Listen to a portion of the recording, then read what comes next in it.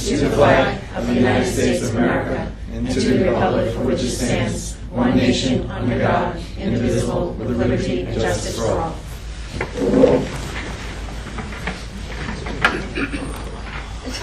Roll call. Ms. Flynn? Present. Ms. Hewer? Here. Ms. Patchen? Here. Mr. Rakowski? Here. Mr. Singh? Here. Mr. Wolf? Present. Mr. Zoff? Here. Ms. Gadsden? Here. Mr. White?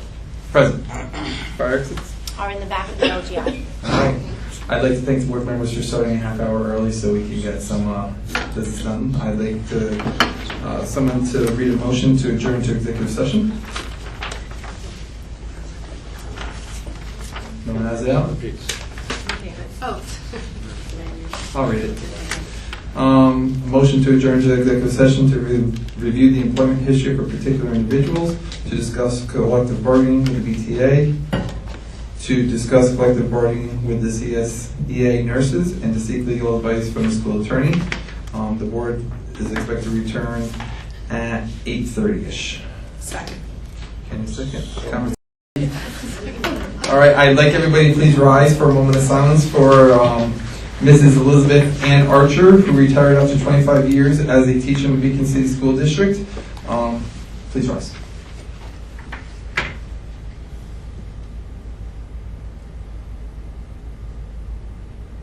Thank you. We have 3 workshops tonight. The first workshop, Anne Marie is going to be doing on the tax cap overview. Okay. Actually, it's shorter than a workshop, so we're just move along. So thank you. I wanted to give the board an idea of the preliminary tax cap calculation, which will turn into a final as of Wednesday because it needs to be filed with the state. So just an overview of how the tax cap calculation works. This is the 4th year of the cap. You take, we start off on the top with the prior year's tax levy, which is here, and the tax base growth factor, which is allocated towards Beacon, which is the 1.0039, which comes from the New York State Tax Department. Part of the calculation is an adding in of a prior year pilot. Pilot is a payment in lieu of taxes. So there are properties within the city school district of Beacon that receive pilot agreements with either this actually within the city or in the town of Fishkill. Part of the calculation is a subtraction of the prior year exemptions, which you'll notice is down here, and I'll get into the exemptions in a second. You have to basically you have to subtract last year's and add this year's. That's pretty much how the calculation works. The allowable growth factor is an important number because this year it's 1.26. So this is where that 2% comes in. And everybody talks about the 2% cap, but it really never is 2% cap because it's tied to the consumer price index. So everyone across New York State will get 1.26%. So that's the total amount there. And again, pilots coming in. So pilots coming, prior year pilots, and then the pilots that we're estimating to come in. We checked with the city of Beacon. They're a little bit less for the coming year, for 17-18. So that's the minus 249. And exemptions. So exemptions is really the only way then to increase the amount of the levy. And in prior years, if you go back, there's only 3 types of exemptions that you can add back. A TRS or ERS, if the rate rises more than 2%, they give you an exemption. And fortunately, over the last 2 to 3 years, as you'll notice, we haven't had any because our ERS and TRS contributions are significantly less. So what we get that from both of from TRS and ERS, what the estimated rate will be. That actually helps us out. That's the pension cost that we have to pay on the salaries for the employees. And the last part is the capital exclusion. So basically, this $423,000 is the difference between our principal and interest payment projected for 17-18 minus the building aid. So that's the net difference. We get to add back to the cap. That's excludable, and we can add that to add the levy increase. So if you do all of those calculations, The maximum levy increase for 17-18 will be $565,195. So basically what that means is you take the levy from last year and you add that number to it, and that's the total amount that you can make the levy, which is a 1.54%, because that had an exclusion difference there. The buses of $75,000 is an estimate of if we pass Proposition 2, and you'll hear from Ron in a little while about some bus purchases. We have decided a few years ago not to purchase them all outright. We do them over a 5-year period. It matches the transportation aid that we receive on it. So that if we were to actually pass the proposition, we would finance it over 5 years, and we would only increase the levy for the amount of the payment. So 75 is an estimate, but we've used that in the past. And when you do a Proposition 1 and 2 for budget and buses, it's the total amount of the levy. So you can't go above for buses. You have to kind of live within the parameters of 565. So if we were to use the 75 as our best guess for buses, we're raising the general fund budget of about $490,195, or 1.34% on the budget. I know that sounds like a lot of numbers. Again, when I do the budget presentation again for the board, and then when I do it at the hearing, I'll be going over that again. But I just kind of wanted to give a little bit of perspective that there's really not a lot of money we're going to increase the budget, but it just kind of gives you a perspective going forward. Does anyone have any questions? So this is the boundary we have to, in order to meet the law? Yes. Okay. In order to be within the tax cap, those are the numbers we have to live with. If the board decides to go above the tax cap, then they need more than a majority vote. They need the super majority. This is preliminary. What remains to be made final? Actually putting it into the system. It was preliminary up until earlier today when I finalized the $423,000. So it's very, very close to final. So this isn't, this is separate from, and it wouldn't Ma'am, affect. just use your mic so they. Sorry, this wouldn't be, our state aid numbers will not affect this. No, so what happens is this is the parameters of how much we can make the levy work. And then as we get closer, we will do an estimate of how we're going to pay for that. So here's the budget. How do we pay for it? We use state aid. We use miscellaneous revenue. We use appropriated fund balance. All of those things are revenue generators that help us live within the cap. So we get that a little bit farther down. But we have to kind of do a balance of what we want the total budget to be, what resources we have to pay for it, and we have to be at that cap. So it's a matter of revenue sources at that point. So just to clarify, so this is the amount of the levy out to our taxpayers, and then the state portion, right? And on top of that, that forms our total budget. If you look at it, so look at it backwards. So you have the total budget, okay? So if the total budget is, for our current budget, $66 million, we'll use. You start at the total budget, then you start subtracting the revenue sources. So you subtract the state aid, you should subtract any appropriated fund balance, you subtract miscellaneous revenue, and you do all the subtractions, and then the last part is the tax levy, what you pass on to the taxpayers.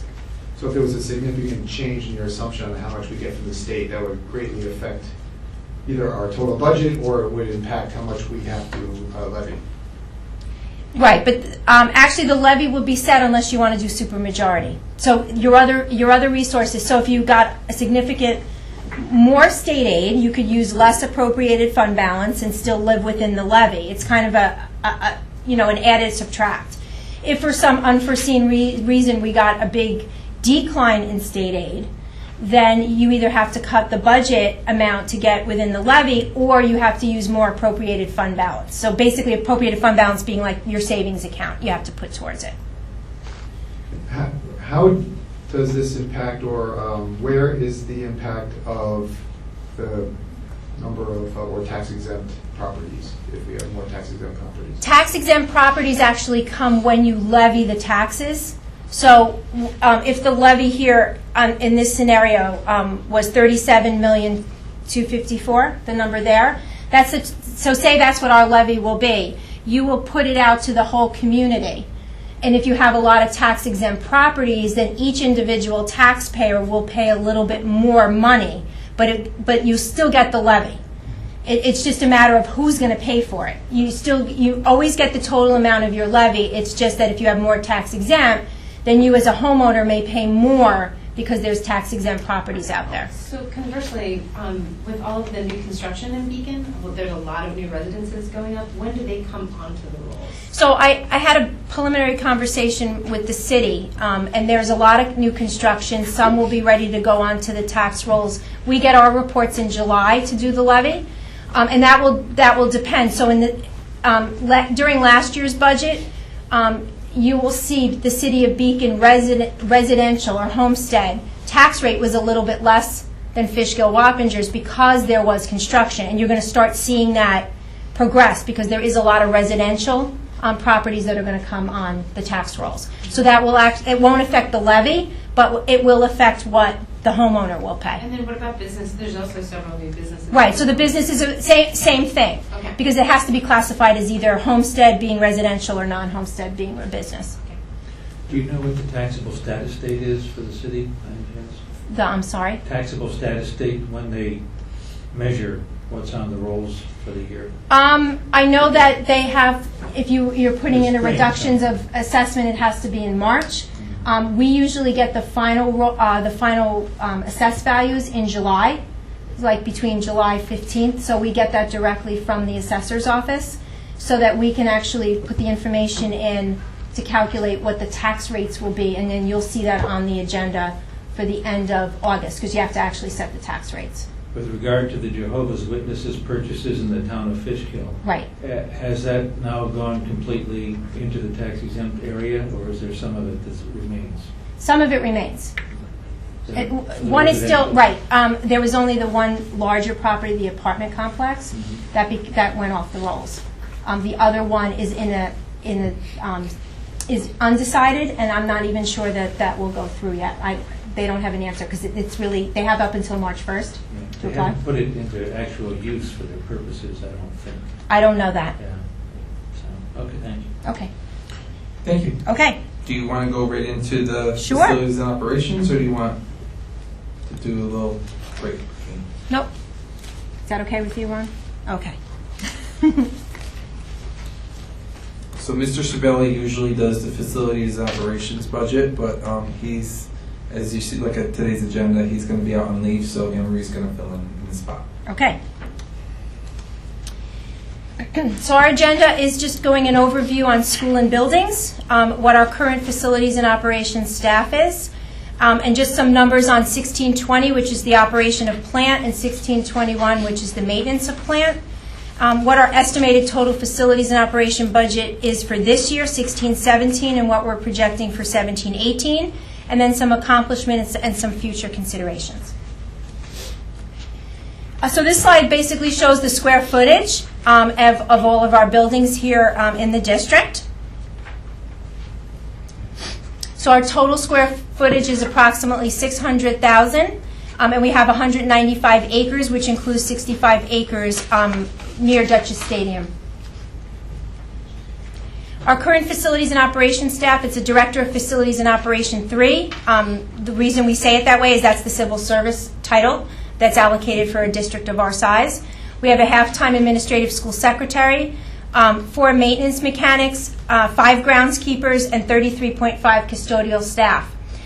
In the groundskeeper, Henry's recommendation to me was to increase the 1 full-time FTE groundskeeper due to the increase in athletic field maintenance and courier services between schools. Now we have a courier. I think what he meant more was when the grounds staff is not cutting grass or maintaining the fields, they are the staff that does the moves in the summer. They have, they do a lot of things in between buildings. So I think that's what he was referring to in that.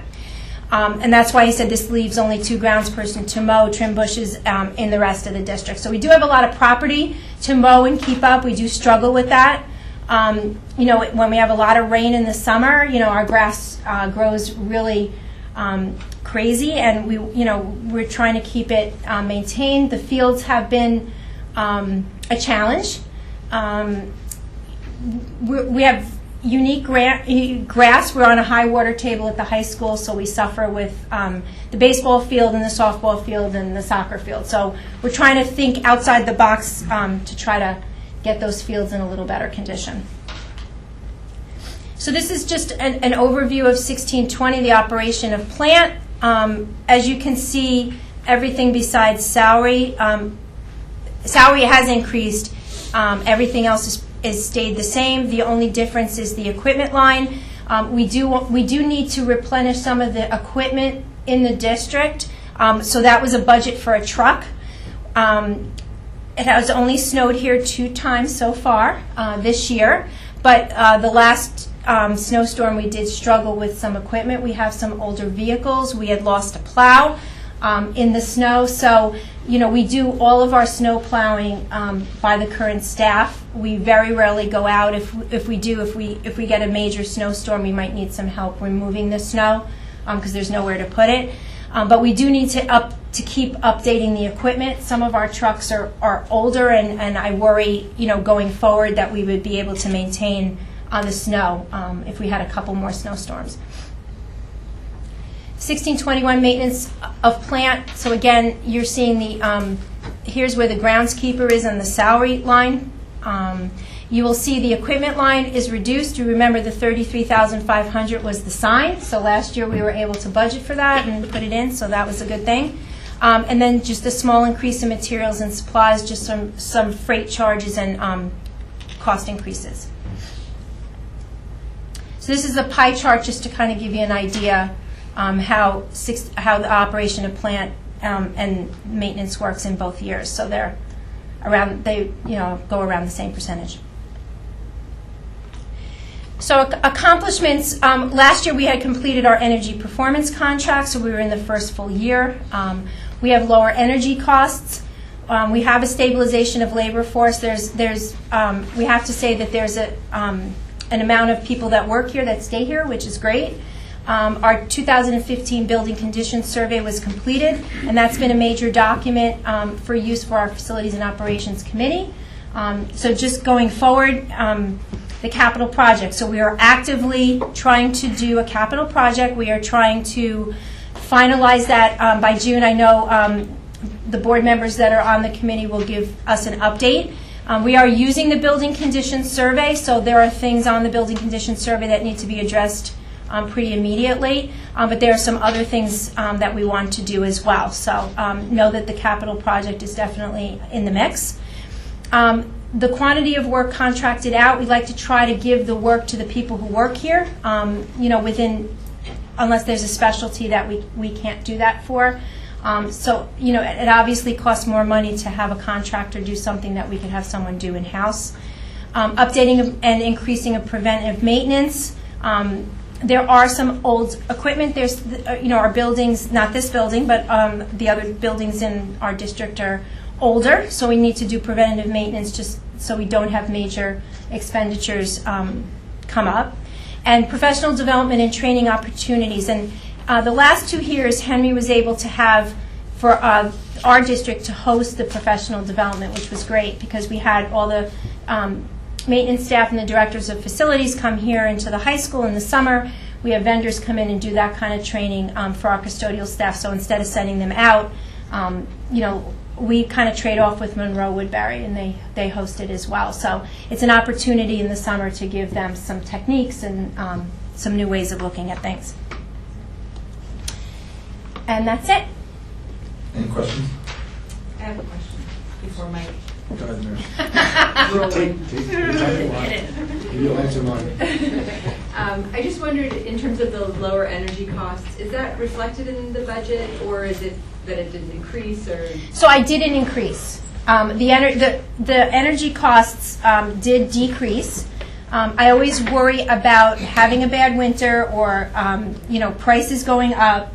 So to be conservative, I've tried to keep the budget flat. Even though, so what you'll see is if you happen to look at budget versus actual, you will see that we do come under budget a lot, and some of that under budget money is used for appropriated fund balance, because as we talk about revenue and how we pay for the budget, It's basically giving it back to the taxpayer by using appropriated fund balance. So the energy area is kind of stayed flat over the years. We have come in under budget, but that money's available to be used for appropriated fund balance. In this case, we have excess fund balance, which I'll talk to the board again about. But years past, we've been under the 4%. So we want to make sure we try to maintain around the 4%. That makes it healthy for when the controller's office comes in and gives us a good credit rating. So would you ever, after, say, global warming is real, and 5 years, we find that we're consistently over budgeting for that one thing. Would you? Is there sort of a rule of like after 3 years or 5 years or something, then you actually change that budget line? We have looked at it. So this is a projection on facilities, and the harder conversations come as we get closer to the final budget. The most important things that we want to focus on is staffing. So for teacher staffing, for programs. So when we get to that point, and we may not, we may have to re-examine the utilities area, and we may need to bring it down a little bit to maybe fund something else. That's exactly so what I was wondering. right. So these are not final by any means. This is a projection. This is a flat amount. If we look at it, we go back historically for 5 years and see that we've extremely over budget, but we want to be able to afford a program or a teacher or that, then we would change that. When you see when the final budget book is available, you will then see what the final number is, and when we do the staffing presentation, I can tell you where we actually got the money from. But as a preliminary, I try to give everybody to be flat. And if you can, then leave it that way. If not, then we have to re-examine it going forward. Thank you. Can you clarify to me how the energy performance contract works? I kind of thought. Okay, that- be easy on me, Anthony, because Okay, I'm sorry. No, If you I know. I don't know that that's many questions, so If you don't know, I'll, that's fine. Is it public record that we could look at it? That's what. Yeah. how it affects. Well, yeah, how it affects the budget, because at one point I thought yes, if you put more energy cost savings, capital improvements will reduce our energy costs, and but I thought the energy performance contract, that cost gets passed on to the vendor, not to us. The Well- savings get passed on to them. The vendor that we did the energy performance contract with must guarantee a certain amount of savings. That's part of the way that the contract got approved. But the actual work has to be financed. So in the capital section, which is the principal and interest, there is a payment in there to actually pay off the energy performance. So it's like so basically, when you hear about energy performance, it's kind of like, well, it doesn't cost you anything. Well, it does cost principal and interest, but the cost savings on the utilities is supposed to offset the amount in the budget that you would pay for principal and interest. Oh, Does that make sense? Yeah, no, that makes sense. Okay. So how long is that contract? 15 years. So we won't see any of those savings until 15 No. You should be seeing the savings every year. If you don't see the minimum savings, then you get a check from the vendor. They have to be able to monitor that.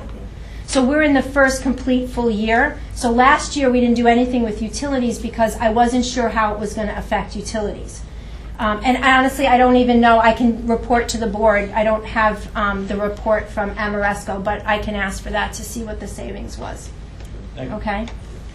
With regard to the utilities budget, so you're looking at it flat and you are hoping to cover any kind of raises that may occur due to cold weather or don't we have a general contingency item in the budget also? And can that be used to cover unexpected utility costs? There is no budget line for general contingency. That's There is not allowed. Nope. Okay, we can't have that. I wish we could, but no. I just have one question, Amber. Yes. I just wanted to ask, how are we, do you know how we are ensuring that the grounds on the areas where we have acres are maintained, like they're free from dangerous situations, like by Dutchess Stadium and the land on Sargent, like assessing the trees and stuff like that? Like, does someone go out and... Well, our grounds department does look at that. My understanding, and I haven't walked up there, the acreage up by Dutchess Stadium is part of the stadium that we're leasing, but there's at least 20 to 25 acres that we also own, but it's all wooded. So I don't think anybody's, going over there, but I know it's available. We've always kept it available in case we ever needed to build an elementary school, because you need between 20 and 25 acres to have a school, is what I was told. So, so that area is possible. The the extra grounds staff person would help with the maintenance. I mean, we just happened to we lost a tree on the Sargent property, a very large tree. So, more than what our staff can do. So again, we talk about trying to keep everything in-house, but we don't have the equipment to get rid of it. So, there's things that, part of the director of facilities position also is to, go through the grounds and make sure that, he looks at things that need to be taken care of as well. So it's a combined effort. Thanks. You may not know this, Anne Marie. But I'll find out for you if I don't know. Yeah, so Lyme disease is one of the largest, most prominent diseases here in the area. So, are we doing something about that, or can we do something about that? I mean, we have a lot of deer in our property. So you mean treat? Something. I'm not sure what the options are, or if we're doing any options. Yeah. I don't believe we're doing any options. So there's a lot of rules about what we can and can't do to the grass here. So, things that you might be able to do at home to treat your grass will not fall into the rules of a school district. They're very, like if you wanted to spray for bugs or, we can't do that. So we struggle a little bit to go within the parameters of state ed. Okay, thank you. Question on the energy performance contract. So if they're supposed to guarantee lower energy costs, I think we should at least reflect that reduction. I know it's going to wash out in the end, because when we start looking at programs, you may be moving money around. But we should actually show, so people can see that, yes, we did this, and we're actually anticipating lower energy costs. So it should be reflected. So it's a good visibility thing. Okay. The building conditions survey that was performed, and any work or additional requests we have from the architects, is that the cost of that included in this budget? Because if we ask them to go and look at, estimate some capital projects that we need to do. No, that will be, so a capital, so if we're there's upfront costs that we have to incur when you're doing a capital project. So architects, so some of this work they're going to start doing, so costing out the equipment, costing out the projects, doing plans eventually, so all of that would be that would all be in the capital, which would not be part of the general fund, which would be on a separate fund. That's part of that 20% that they talked about when they came to the Facility and Operations Committee. Right, but I'm just wondering, because they get paid, if they're putting time in now to estimate projects and scope out projects, then we're paying them, right?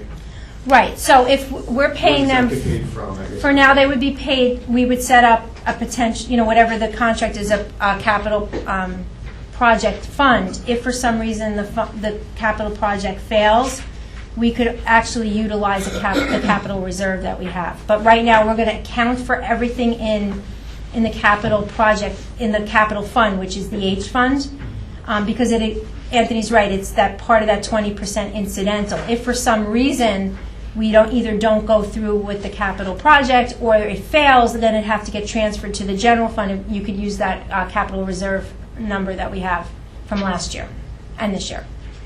For the building condition survey, there's a number of projects or items that you said need immediate attention. Mm-hmm. Are we taking care of them, or is that the funding necessary to take care of those immediate items included in this budget? So the things on the building condition survey, they are not. We're asking the committee to put them in the capital project so they can be addressed. So most of them are high ticket items.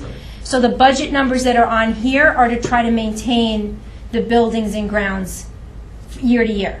So, contracted services, things that break, maintenance and stuff like that. So unless it becomes an absolute emergency. So it's kind of a balance, because, if something has to get done, then it would be put through in the general fund. But the items that we talked about on the building condition survey were things that had to get done, but they would be too expensive to put in the general fund, because then we wouldn't be able to meet the cap or have to decrease programmatic expenses. And we don't want to do that. We'd rather have the increase in the program and keep the facilities and operations stable. There's still a lot of smaller ticket items on there that's actually saved by district, so I'm wondering if they're done with the building and grounds, the maintenance people that we have. You mean on the bill? So the list that the architects gave us, and if it said done by the district, then Henry has accounted for it in his contractual services Right, in okay, here. so it's included in I was- line item under contract. If it's flagged to say covered by district or covered by general fund, then it will be in these numbers. Okay, so my concern is that the plan we're putting together isn't going to be implemented until 2019. Right. And some of the items you don't want lingering around for another 2 years. Right. So that's why I know you want me to take a reduction to utilities, and I don't have a problem with that. But now you understand why sometimes you want to be flat and have a little money, because things just happen. And so when things just happen and then you start seeing budget transfers come through because, something breaks, you need to fix it. And, budgeting is always very difficult, and I've said this before. Being an accountant, I'm very conservative about the expenditure, so I will underestimate revenue and overestimate expenses because I never want to be in a case where we don't have enough money to pay for something. And we've seen this even in the school lunch fund. There's been some major things that we needed to replace that we need to find the money for. So I always worry about cutting the budget to be so close that if something is unforeseen, I'm not going to have the money to pay for that. Well, for the things we know that are coming up, I'd rather have a line item saying we're going to take care of this, this, and this, and we have the money in the budget to do that. Well, like I said, I can reach out to Henry. Henry did the numbers part, and he looked at the contractual portion, and I know that he spoke to the architect, so the portions that he said were covered by district, I'm assuming will be the smaller ticket items, Right, and they would have been in the contractual services. Okay, that's But if they're high ticket items, you would have seen them in here, because it would have made the budget number jump really high. For the condition of our the soccer fields and football fields, is there an actual plan about how we're going to address them? Because there's been comments made, and we know that they're not in good shape. So, or is someone going to develop a plan about how we're actually going to address those fields for the next year? Yes. We've tried. I mean, I will tell you, we struggle. We did a lot of work to the soccer field about 2 or 3 years ago. We had it regraded. We had it reseeded. We had a contractor come in and do all of that. I think it needs to be looked at again. I know, the football field needs some work as well. I think it's probably, we need some kind of outside help with how to motivate it. So I don't disagree with you. I know that the baseball and the the baseball and the softball fields take a lot of water. We had some irrigation done a couple years ago. As the year kind of falls out, so you try to anticipate for things that you don't, unforeseen things.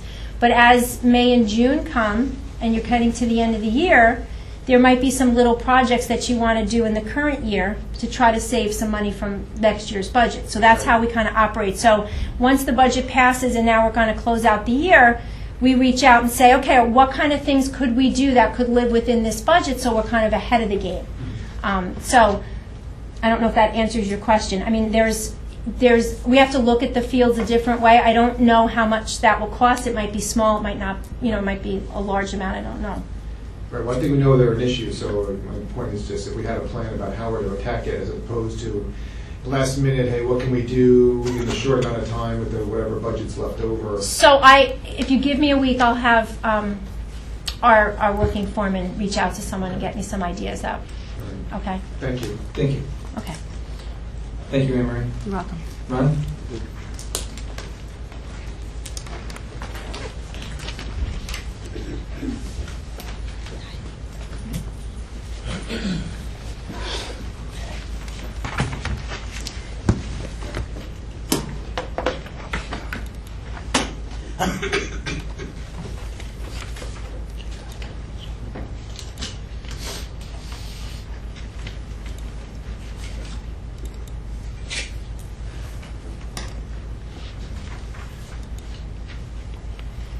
Okay, good evening. Thank you for the opportunity to speak tonight on the transportation budget.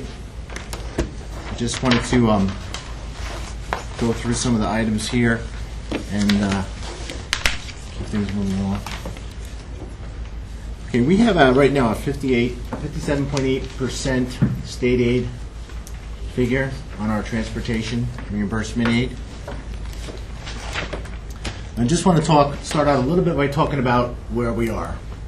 I use these maps of the background. This is actually from our GPS software-based program that we use to route all the students. So where we are right now, in terms of our fleet, we have a total of 63 vehicles on the road, 29 buses, 2 of which are wheelchair buses, and one of those wheelchair buses is temporarily out of service. 25 vans, 5 of which are wheelchair vans, and 10 cars in the fleet. So we have a total of 64 vehicles, and currently 63 on the road. Actually, I think one went down yesterday too. So hopefully by the end of the week we'll have 63 back.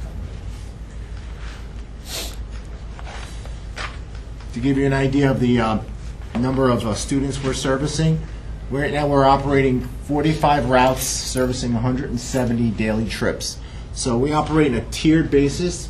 So some of our buses are doing 3 tiers in the morning, 3 tiers in the afternoon. Some of those buses might only be doing 2 tiers. We have 13 buses for the Beacon High School and Rombout District routes, 23 buses in the morning and 23 buses in the afternoon for those elementary routes. So out of those 23, 13 of those buses stay completely in district during the day, and the other 10 partially go out of district. We're servicing 17 private and parochial school locations and 25 special education locations. So we have 48 schools, including the 6 Beacon City School District schools.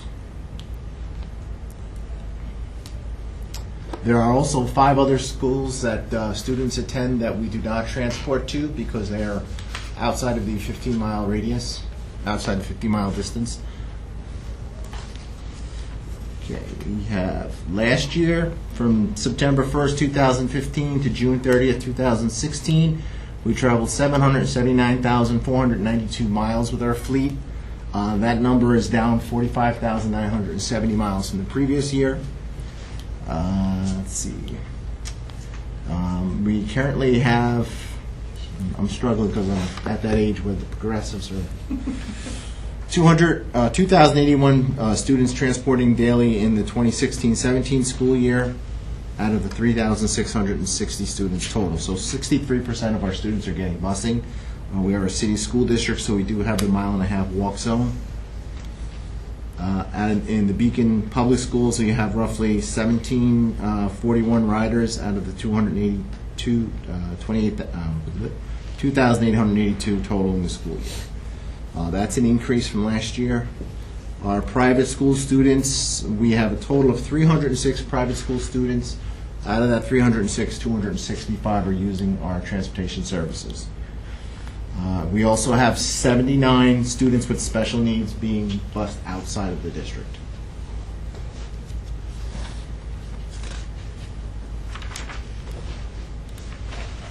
Oops. This is a layout of the schools that we transport to. So we don't have any schools in Ulster County this year, so we're down to transporting to 5 different counties. We have 1 school in Sullivan County, Center for Discovery. We have a number of schools in Orange County, including a number of mostly special education sites, but we do have some private sites in Orange County that are within that 15-mile limit that we're obligated to transport to. Ulster County, we don't have any this year. Putnam County, we have a number of students going to schools out in Putnam County. Westchester, and finally here in Dutchess, a list of schools, again not including our district schools that we transport to.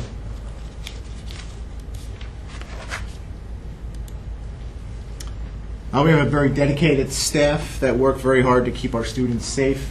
Right now we have 54 drivers, 3 of which are out on leave, 9 substitute drivers, 26 bus monitors, 2 substitute bus monitors, 1 supervisor, 1 dispatcher position, which is currently vacant, 2 head bus drivers, 1 part-time typist, 1 full-time head mechanic, and 3 full-time mechanics.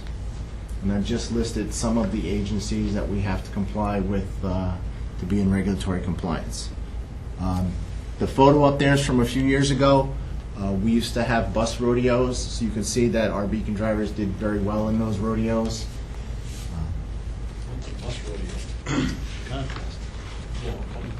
A bus rodeo is a safety competition where the drivers demonstrate they drive through various types of, it's similar to an EVOC course. Oh, Okay? thank you. Very good.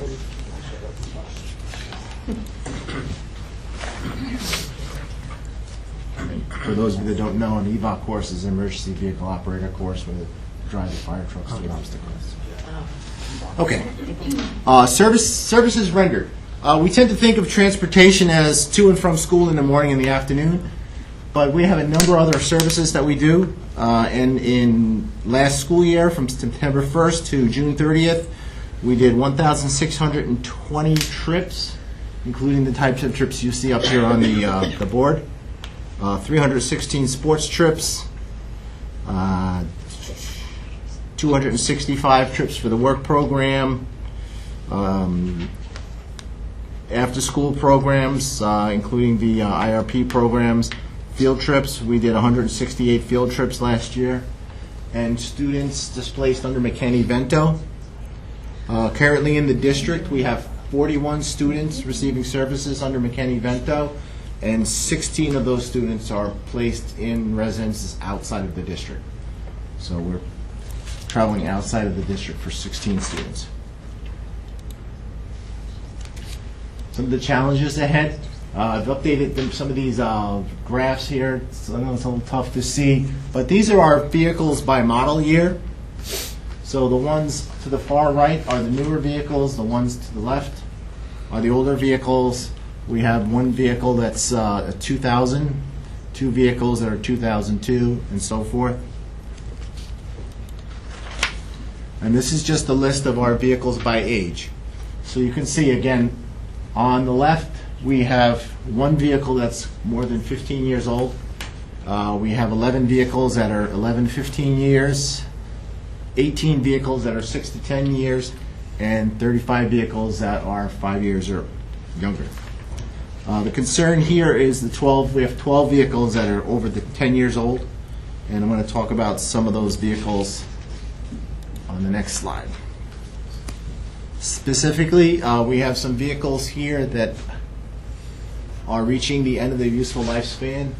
Bus number 126 is one of our older Bluebird wheelchair buses.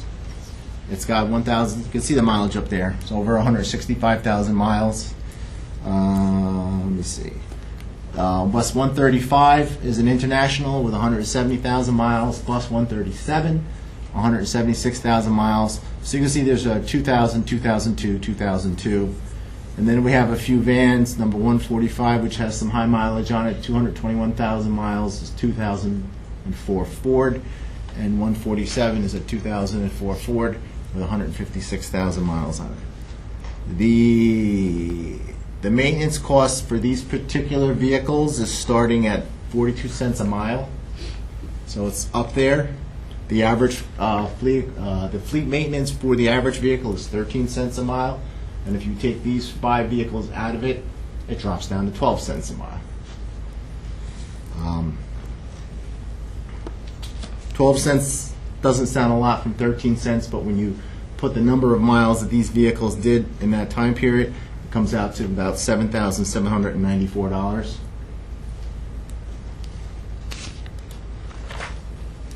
So what happens if we don't replace vehicles? We can get repair costs can increase. We may look at budgetary increases to cover the cover repairs. Possibility of more road calls. I started tracking the road calls back in August. We've had 16 road calls this year so far, mostly for things like heater hoses, those kinds of things. But nonetheless, things that we don't want to have to deal with when we have students on the bus. Contracted routes, so if we don't replace vehicles, we may be looking at contracting routes out. We currently don't have any contracted routes. Looking at the numbers here. So for the 2015-16 school year, our repair costs were $95,051. That's down from the previous year from $123,262. And we did surplus some buses last year, which helps to decrease that repair cost. Okay. If inability to cover afternoon trip requests. A lot of times we get requests to do trips, field trips, and we try to keep those field trips back in district by 1:30 so that we have those buses available for the 2 o'clock dismissals here at the high school and some of the other schools we have to get to. So we work very hard with our schools in trying to get their trips back by 2 o'clock, but that's not always the case. Sometimes we're in a panic, the driver will call and they're like, it's 1:50 and I don't see the kids yet. So we go into like panic mode and start trying to find out who we have that can cover the runs that these drivers are supposed to be getting to. Longer bus runs and buses at capacity. Normally our elementary routes. So just to give you some insight at capacity, buses at capacity, the bus capacity for a big bus is rated at 48 adults or 72 children. And that's basically, when you talk about the adult seating capacity, that's 2 people to a seat, and the child capacity is 3 people to a seat. So if you start looking at putting 72 high school students on a bus, when you put that many kids on a bus, and we have, behavioral issues that tend to occur. And these ratings are based on the DOT ratings for the typical size of a child, including high school students being set at 120 pounds, and the typical adult at 150 pounds. So they're kind of old figures in there. Okay, spare vehicles. When we use the word spare, we need to understand they're not always there free to be used as spares. From this pool of vehicles, we have to cover sports trips and any field trips that conflict with afternoon school routes. So some of the things that we need spares for are unscheduled breakdowns and repairs. Scheduled maintenance and inspection. We have to take our buses out of service for maintenance and inspections. Transportation of displaced students under McKinney-Vento. So I can tell you that this is one of the things that we never know when we're going to have a new student that we have to go somewhere to get. So we never know where they're coming from or where they're going to be that we have to go and get them. Mid-year special ed placements into additional schools, sports trips and field trips. Just to give you an idea of the mid-year special ed placements, so far in the month of December we've had 6 students change placements. I'm sorry, month of February, 6 students change placements. So you may think, well, the school year is pretty well underway, we're already into February, but we're dealing with constant changes that happen, and we need to be prepared to deal with those changes. Okay, so some of the replacing vehicles versus growth. We're looking to surplus 5 buses, we're looking to purchase 4 buses. The idea that we want to get is actually buses that are in good working condition, safe for our students, that we can rely on to be in good condition. Just to give you an idea of some of the stuff happening in the district, let's see, some of the new developments, Fishkill Woods, we have 4 students living in that area. We expect that to grow. Overlook Point, we have 4 new students in that area. That's a new development being built down below Townview. One of the things we looked at now is across the street at Meadow Ridge Circle.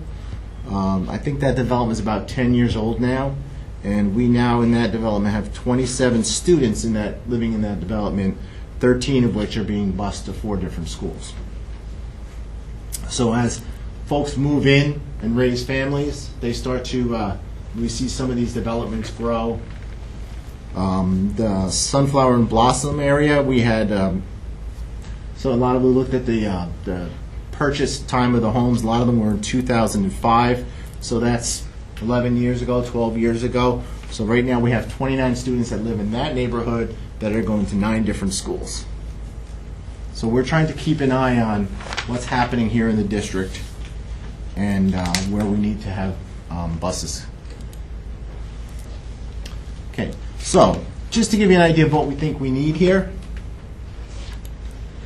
this is always the tricky part, trying to estimate the needs for buses. And again, just to recap, right now we have 17 private school locations, 25 special ed locations. We have 4 new schools this year that we didn't transport to last year. So we never know when we're going to have students going to another school, and we have to come up with a way to get them there. In the 7 years that I've been here in this position, we've had 21, I want to label them old schools, but 21 schools that we've transported to that we're not currently transporting to, but that we could transport to at any time. I know Dawn's been trying to reach me for a couple days. So we never know when we're going to have a change that comes down the pike. So the other thing that's happening is we're seeing increased enrollments to certain schools. Just to give you some examples, the Abilities First School up in LaGrange now, because they were here in town, and then they moved to Poughkeepsie, and now they're out in LaGrange. They went from 9 students last year to 11 students this year. The BOCES Salt Point Special Ed location went from 12 students last year to 16 students this year. So last year was a very nice 6 students on this van and 6 students on this van, and then it became 8 students on this van and 8 students on this van. And as you know, sometimes students, when you have multiple students on the bus, sometimes issues happen. So we've had to address some things with some of these buses. Some of our private schools have gone up. Some of the ones in the area by 2, by 4, by 7. So we're seeing that, you know, a school that we used to be able to transport in a van may now need a bus. Okay, and let me just backtrack for 1 second here to speak to what we're looking to do in terms of routing. Here in district, we operate in tiers. So our big buses, 1 through 11, will do 3 tiers: high school, middle school, and then an elementary. And then we have a number of routes that go out of district for a private school, and then come back in and do a second tier for one of our elementaries. I had talked about 13 buses staying in district and 23 buses being used for the rest of the elementaries. So 10 of those buses are going somewhere out of district and then coming back and then picking up Beacon students and dropping them off at our elementary locations. So we tier the system. We also combo the system. So we'll have schools that are in close proximity to one another, and this is a complex formula because one of the schools just told me last week they're changing their bell times. I'm like, you can't do that in the middle of the year. So we'll transport schools. For example, in Orange County, we have Bishop Dunn and Sacred Heart and Storm King. Those kids ride together. Okay. Here in Dutchess County, we have a number of private schools, Poughkeepsie Day and St. Martin's. Those kids ride together. Oakwoods and Lourdes. When it works out that the schools are in close enough proximity, and for a large part, the students all live here in Beacon. So they, even though they're going to different schools, they may live across the street from each other and that sort of thing. So we do combo the buses to try and make maximum use of our equipment and manpower. So that you'll see that quite frequently where schools are comboed. Where that gets really fun is on those snow days. So, you know, when one district is delayed and one district is not delayed, we have buses that are trying to be in 2 places at the same time. Okay, so to give you some idea of what we're looking to surplus 5 buses, and when I say buses, they're combinations, buses, vans, to purchase 4 buses, and the goal is to have safe, reliable buses here. So I'm presenting 2 different options tonight, and I'm a big visual learner, so I use a lot of pictures. The school vans that we have, and these are all prices that we get off of the OGS contracts, so they are good prices. They're approved by the New York State Office of General Services. So school vans, right now, the school van we're looking at is $51,169. School buses, $112,717. And we're looking at replacing one of our larger wheelchair buses, that one that's 17 years old. And that is at a cost of $134,088. So the first option would be to purchase one school van, 2 school buses, and 1 wheelchair bus for a total of $410,000, $410,691. The second option would be to go with 2 school vans, 1 school bus, and 1 wheelchair bus for a total of $349,143. So those are the 2 options that I'm kind of putting forward this evening. So Ron, I didn't do the math, but on that slide, you had the 2 vans as at one cost $51,169, and you have the total as $51,169. Is it the $51,169 for 2, or is that No. multiplied by 2? No, it's been a long month. We've been out without a dispatcher for a month. So. That should be double. That should be doubled, and I think if you do the math, Yeah, the final total. Adds up okay. Total's fine. The total's fine. the total is fine. Thank you. I'll change that.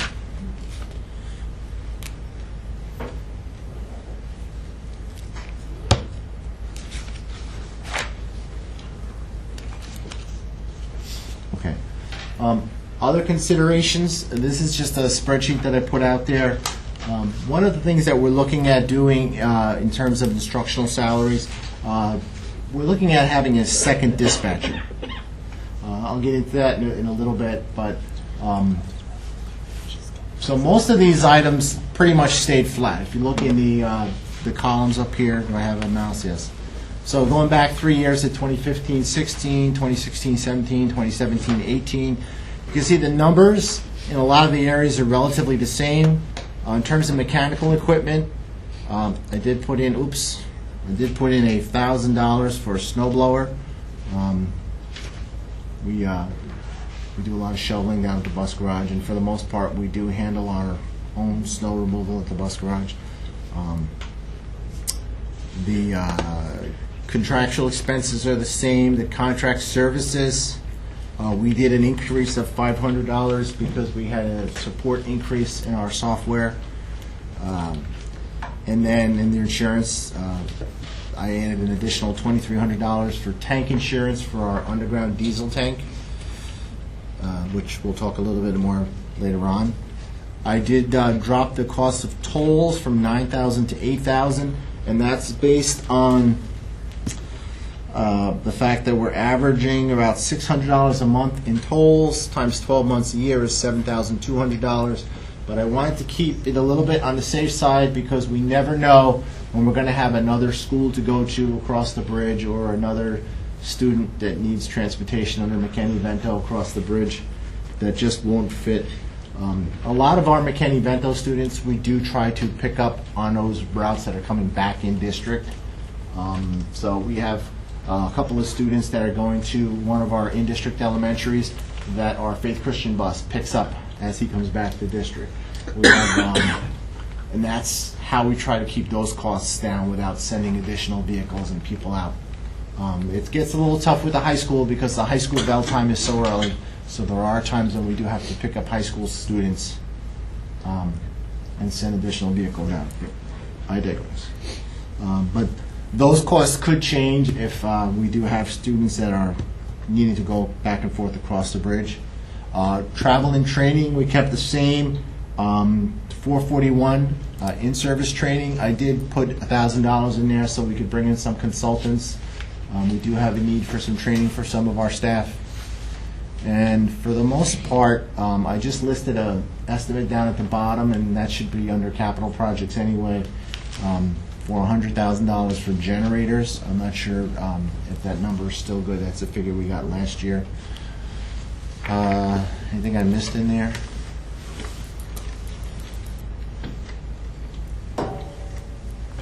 The bus line? Can you speak to the bus line? The salary line? No, the 220 line, the bus line. Oh, I can. the 220 bus line. So there's $30,000 in the line. A lot of years ago, I can't even remember, probably the second or third year I was here, we did lose the proposition. And we were not able to buy buses. So we do put money into the budget for an emergency. So that $30,000 is kind of a placeholder. It probably wouldn't even be able to purchase a van. But if we were to surplus some or kind of work it out, we had to do an emergency lease that year. And that emergency lease is not aidable, so it was 100% paid out of the general fund with no generation of aid. But we're always worried about having something.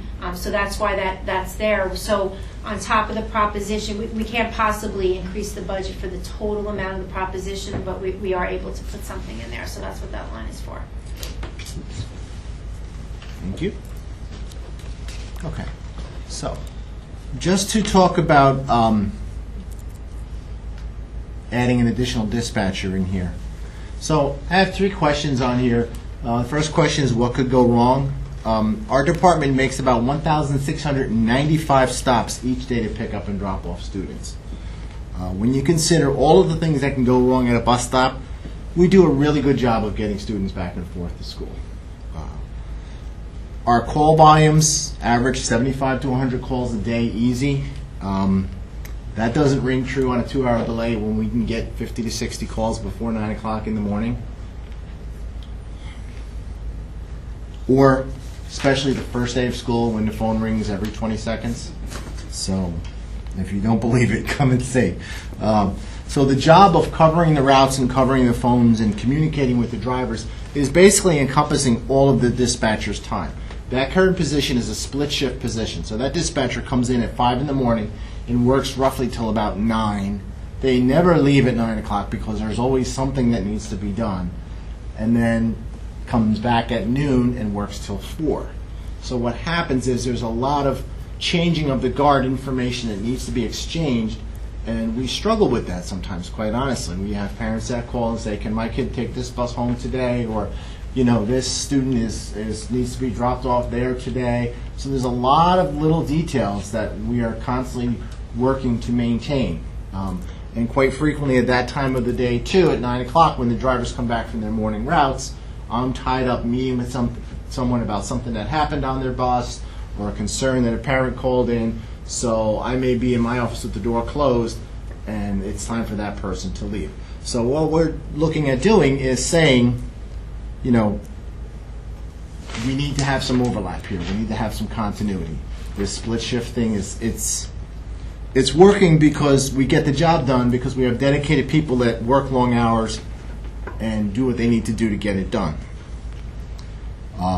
The other question is, what could go right? So in looking at this, we want to see what are some of those things that we'd really like to do that we're not getting to doing. Every department in the district works on the same calendar except for us. We work on 49 different calendars. And I can tell you this time of year when every other school is out there saying, oh, we didn't use this snow day, we didn't use that snow day, or we used all our snow days, and they're sending us calendar updates. And some of them are really good. Some of them just write on a piece of paper, school's going to be closed on Friday, and they give it to the driver. They don't say which school. So we do a lot of detective work and things like that.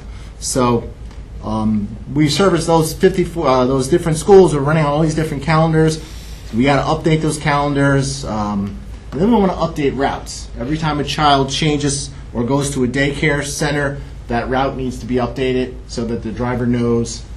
And then sometimes you have a domino effect because that student, you have a new student on there, it affects the pickup times for all the other students, and those parents need to be notified. So there's a lot of changes that we struggle with in trying to get all this information. Updating maps and geocoding records. Updating our maps. I recently, over the Christmas break, I went into one of our neighborhoods. Our geocoding system is based on the GPS, but sometimes it doesn't place people perfectly. So I went into this neighborhood and I looked at all apartment buildings and wrote down all the numbers, got back, and we re-geocoded all those students so that instead of them living in the bushes next to their house, they're living in their house. And then updating student records. When we have a young student who's at the stop and there's no one there for them, we keep them on the bus and we call the parent. And a lot of times the number we call is no longer in service or has been changed or is unable to take calls at the current time, or the mailbox is full. So we really need to work hard on updating student records. And then the other thing is we'd like to do more with our staff. We'd like to do more staff observations. Our drivers have to meet certain testing criteria by regulations under DMV and SED, and I could go into a whole another presentation at another time on that. It's very enlightening what we need to do for each one of our drivers to qualify them every year. But it would be nicer to do more observations. It would be nicer to ride on the buses and see how they're interacting with the kids, for me actually to be able to go out there and do that, to ride behind the buses and see what's going on. So we do what we're required to do, but we'd like to do more of this. Having the ability to meet with staff on an ongoing, proactive basis before problems happen, and getting into the schools to work with students on bus safety programs. One of the regulations that we have to meet is to do the first bus drills within the first 7 days of school. So if you've ever been in the transportation department the first week of school, I can tell you that we process probably about 90 student changes that first week. That's the same time that SED wants us to get out and do all of our bus drills at all of our schools within the first 7 days of school. So sometimes many hands lighten the load, and we're looking for more hands on deck for this. And finally, reviewing videos proactively.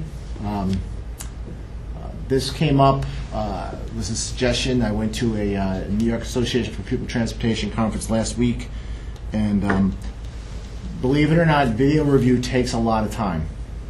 If you've ever had to look at videos and trying to catch when 6 people are all talking at the same time, who said what to who and who said it first, and so being able to look at videos when something happens is helpful, but being able to look at videos before something happens would be even better. So we looked at what could go wrong, and then I asked the question, well, what could go right? But the final question I wanted to ask is, do I want my child transported by a department that's constantly having to react to problems as they occur and have to prioritize which fires they need to put out first? Or do I want that department to be able to address issues proactively with the ability to predict and solve problems before they occur? Do I want that department to be able to train staff on an ongoing basis as opposed to an as-needed basis? And do I want that department to be able to go and provide additional safety training for our students? So those are some of the questions that I had pertaining to our staffing issues. Just to talk about some of the things we're looking at in the future, capital projects. All those doors here on that bus garage that are closed at 9:15 when the kids are all in school, all operate on electricity. These fuel pumps over here that we need to fuel the buses operate on electricity. Our databases for the student information all operate on electricity. So currently we do not have a generator system at the bus garage. It's something that we think is really important to have in place. We need to be able to access our data. We do daily backups of our transportation database with the server. But I also back up the data once a month on a thumb drive so that I have it if the high school goes at the same time as the bus garage. We do have some backup plans. Some of the capital projects that we're looking at as well. Our facility was built in 1997. It's starting to show some signs of wear in terms of the doors. We see rust happening at the bottom of the doors. This particular hole that goes into the bus garage, it's kind of big enough for small vermin to get through. So we want to be able to have these items fixed. And we want to be able to look at replacing our underground storage tank for our diesel fuel. Our diesel fuel tanks were installed in August of 1997, so they're going to be 20 years old in this coming August. They have an estimated lifespan of 30 years. The tank is a double-walled steel tank with an automatic tank gauge monitoring system, interstitial space. For those of you that don't know, as of October 11th, 2016, every underground storage tank in the state had to have a designated authorized operator. So we have done a lot of work on getting our underground tank and getting people authorized as underground operators. Our underground storage tank for gasoline was replaced with an above-ground storage tank in December of 2012. So we have a process that's called a 10-day variance, and essentially what that does, and I know some of you are new to the board. Can I borrow your water, Karen?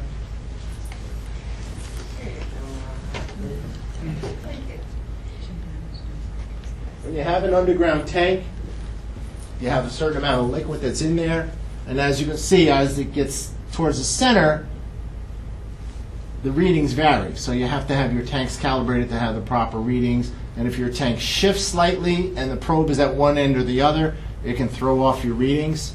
So that's what was happening with our gas tank. That's what was happening in our gas tank back in 2011. So we weren't leaking fuel. Matter of fact, what was happening is we were getting more fuel in our readings than we were supposed to have. But the way the regulations read, if you have fuel that's above or below your allowable variance, you have to report it as a leak. So that was what we were dealing with. So we want to make sure that, we're not concerned about having leaks, but when you have to do what's called a reportable, when you have a variance outside your allowable variance, you have to make a report to DEC. So these are some of the things we're looking to do. The above ground storage tank regulations are not quite as stringent as the underground storage tanks because the above ground tanks are visible. You can see leaks a lot easier. We do not want to have leaks into the environment, so that would be called a release. So we want to look at replacing this before that problem happens. If you look at this tank here, you'll see these items here on the side of the tank. These are called sacrificial anodes, and that's a part of the tank system. These things are designed to sacrifice themselves to deterioration before the tank goes.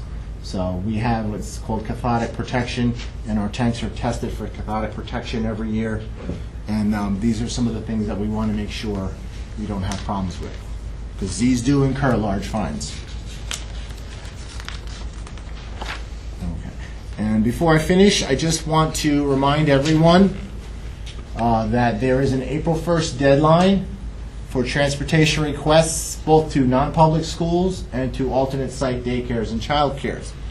This is a requirement of state law, New York State Education Law 3635. So if you're looking to send your child to a private school in the 2017-18 school year, requests are due by April 1st of 2017. And the same thing for childcare locations. This is one of the things that we struggle with each year. Our system is designed, if we have all of the data, we can assign all the buses, send out the letters to all the parents, send lists to all the schools so they know which buses to put the kids on the first day, and give routes to all the drivers. That's 4 things that need to be done once. When you have 90 people that give you changes the first week of school, that's 90 things that need to be done 4 times. And that's what really kind of bogs us down that first week of school. So there is, by state law, this deadline of April 1st, and we have posted it in the Beacon Free Press. It is on our website.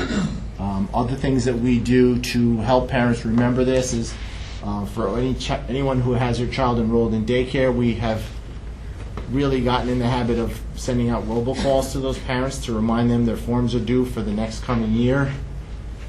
So short of driving around town and slipping forms under doors, I don't really know. It's kind of a big thing we struggle with every September. Okay. Should I show the video again? We're good.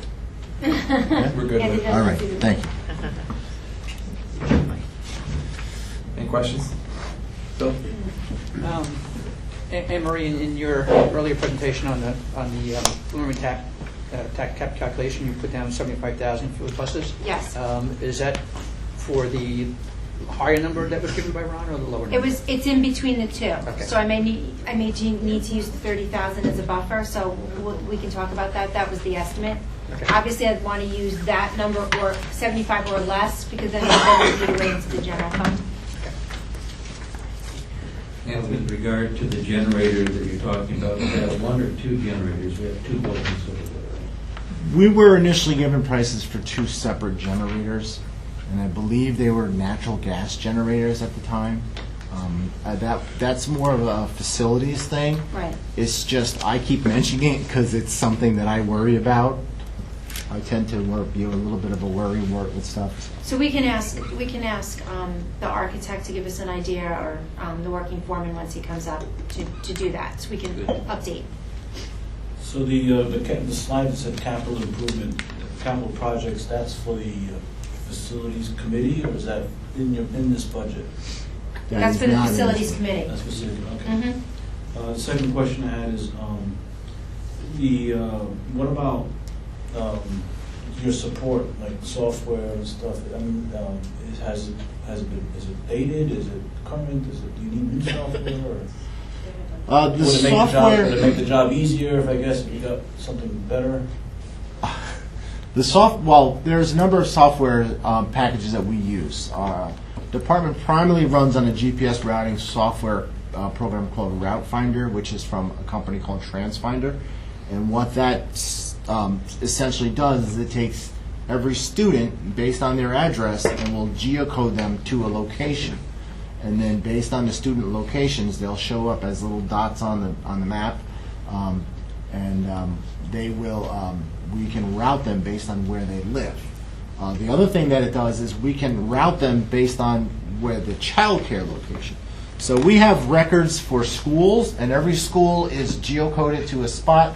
101 Mattawan Drive is Beacon, 84 Mattawan Drive is Rombout, and every other school has a geocode location. Every student has a geocode location, and every alternate site, a daycare provider, facility under McKinney-Vento, they have alternate sites. So we have the option of picking a student up at home, picking them up at a daycare provider, or assigning them as a walker, and that's all based on this particular software company. So you're happy with the software, I guess? Yes, I am happy with the software and their support.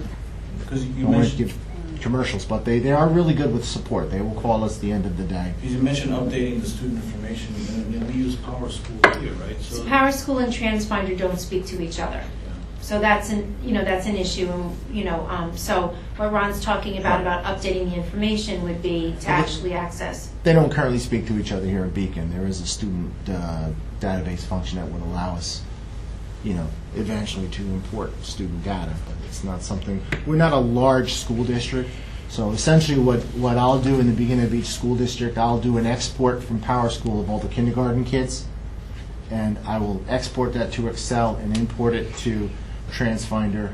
It takes a few more minutes, but quite honestly, a lot of times our phone numbers are more up to date than Power School's phone numbers.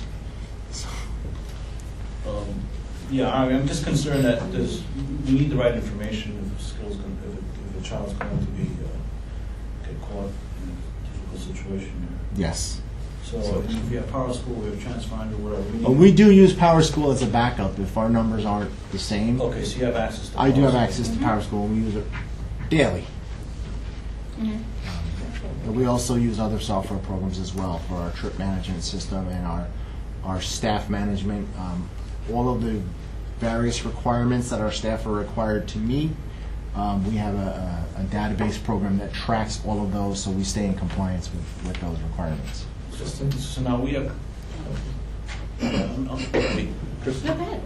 do you want to just finish up? Yeah, so there's there's obviously middle school and there's one high school, that's easy, but we have 4 elementary schools. How do you decide which school a child goes to by their address? Do you have already you already have? There's a map. There is a boundary Yeah. map of each of the elementary schools? Mhm. Okay, It's on the wall in the big room when you come to visit in central office. okay. I'll take a look at it next time, thank you. So, thank you for your presentation. Thank And you. you did one of my favorite things, which is you didn't just read directly from the presentation. So I just want to give a special shout out to that. I Thank you. really like that. But also you provided some additionally useful and interesting information. So going forward, when you forward a presentation, if you have notes like that maybe you shouldn't be on the slide, but can provide sort of additional illustration to your points, it would be great if you sent the notes pages too. It would just be helpful. Because I was, taking notes really quickly, but I was realizing it would be great if you just sent them. Also, the vehicle chart by year is helpful to see sort of the age of the fleet, but it would be great to have a breakdown of the types of vehicles as well. I know you do it later. I believe that was onboard docs. I gave you that today. Yeah, I was asked to provide that. Because it was too big to put in the presentation, so. It's an Excel file. Okay, sorry. That's okay. I have a Monday cutoff. If I can't ask questions, before then I can't get started before. So I just wanted to ask, sort of more generally, about you make this really compelling argument about the additional dispatcher. I don't think anybody can argue against safety, continuity, sharing of information. I'd just like to go back a little bit further and understand, did the dispatcher that we had, did they retire? Or did they suddenly quit? Or what happened? When I got here, there was a dispatcher who was here over 20 years. And the first question I asked was, are you retiring anytime soon? And she said no. And then 3 months later, gave me her retirement papers. We have had a dispatcher who was here for 6 years, who just moved down south. Oh, that's right. Okay. So and this just speaks to, because we have this seems like a really vital job, and it sounds like from what you're describing that we're almost, by having one, it's almost short-staffed for the things that need, the way that the garage operates. So I'm just wondering how, if we don't have that person, did they let you know they were going to go, and then did you put out an anticipated opening? Is this a very hard job to fill? I just want to kind of... So we did canvass a list. So Okay. the 5 candidates, we had 3 candidates. So it's a civil service requirement. So 3 people wanted the job, and we were concerned about the experience level. So we're canvassing a different list. Okay. But we have to go within the civil service regs, and that's kind of time consuming. So although we had enough time, it's taking us a little time now that we have to go through the second list. Okay.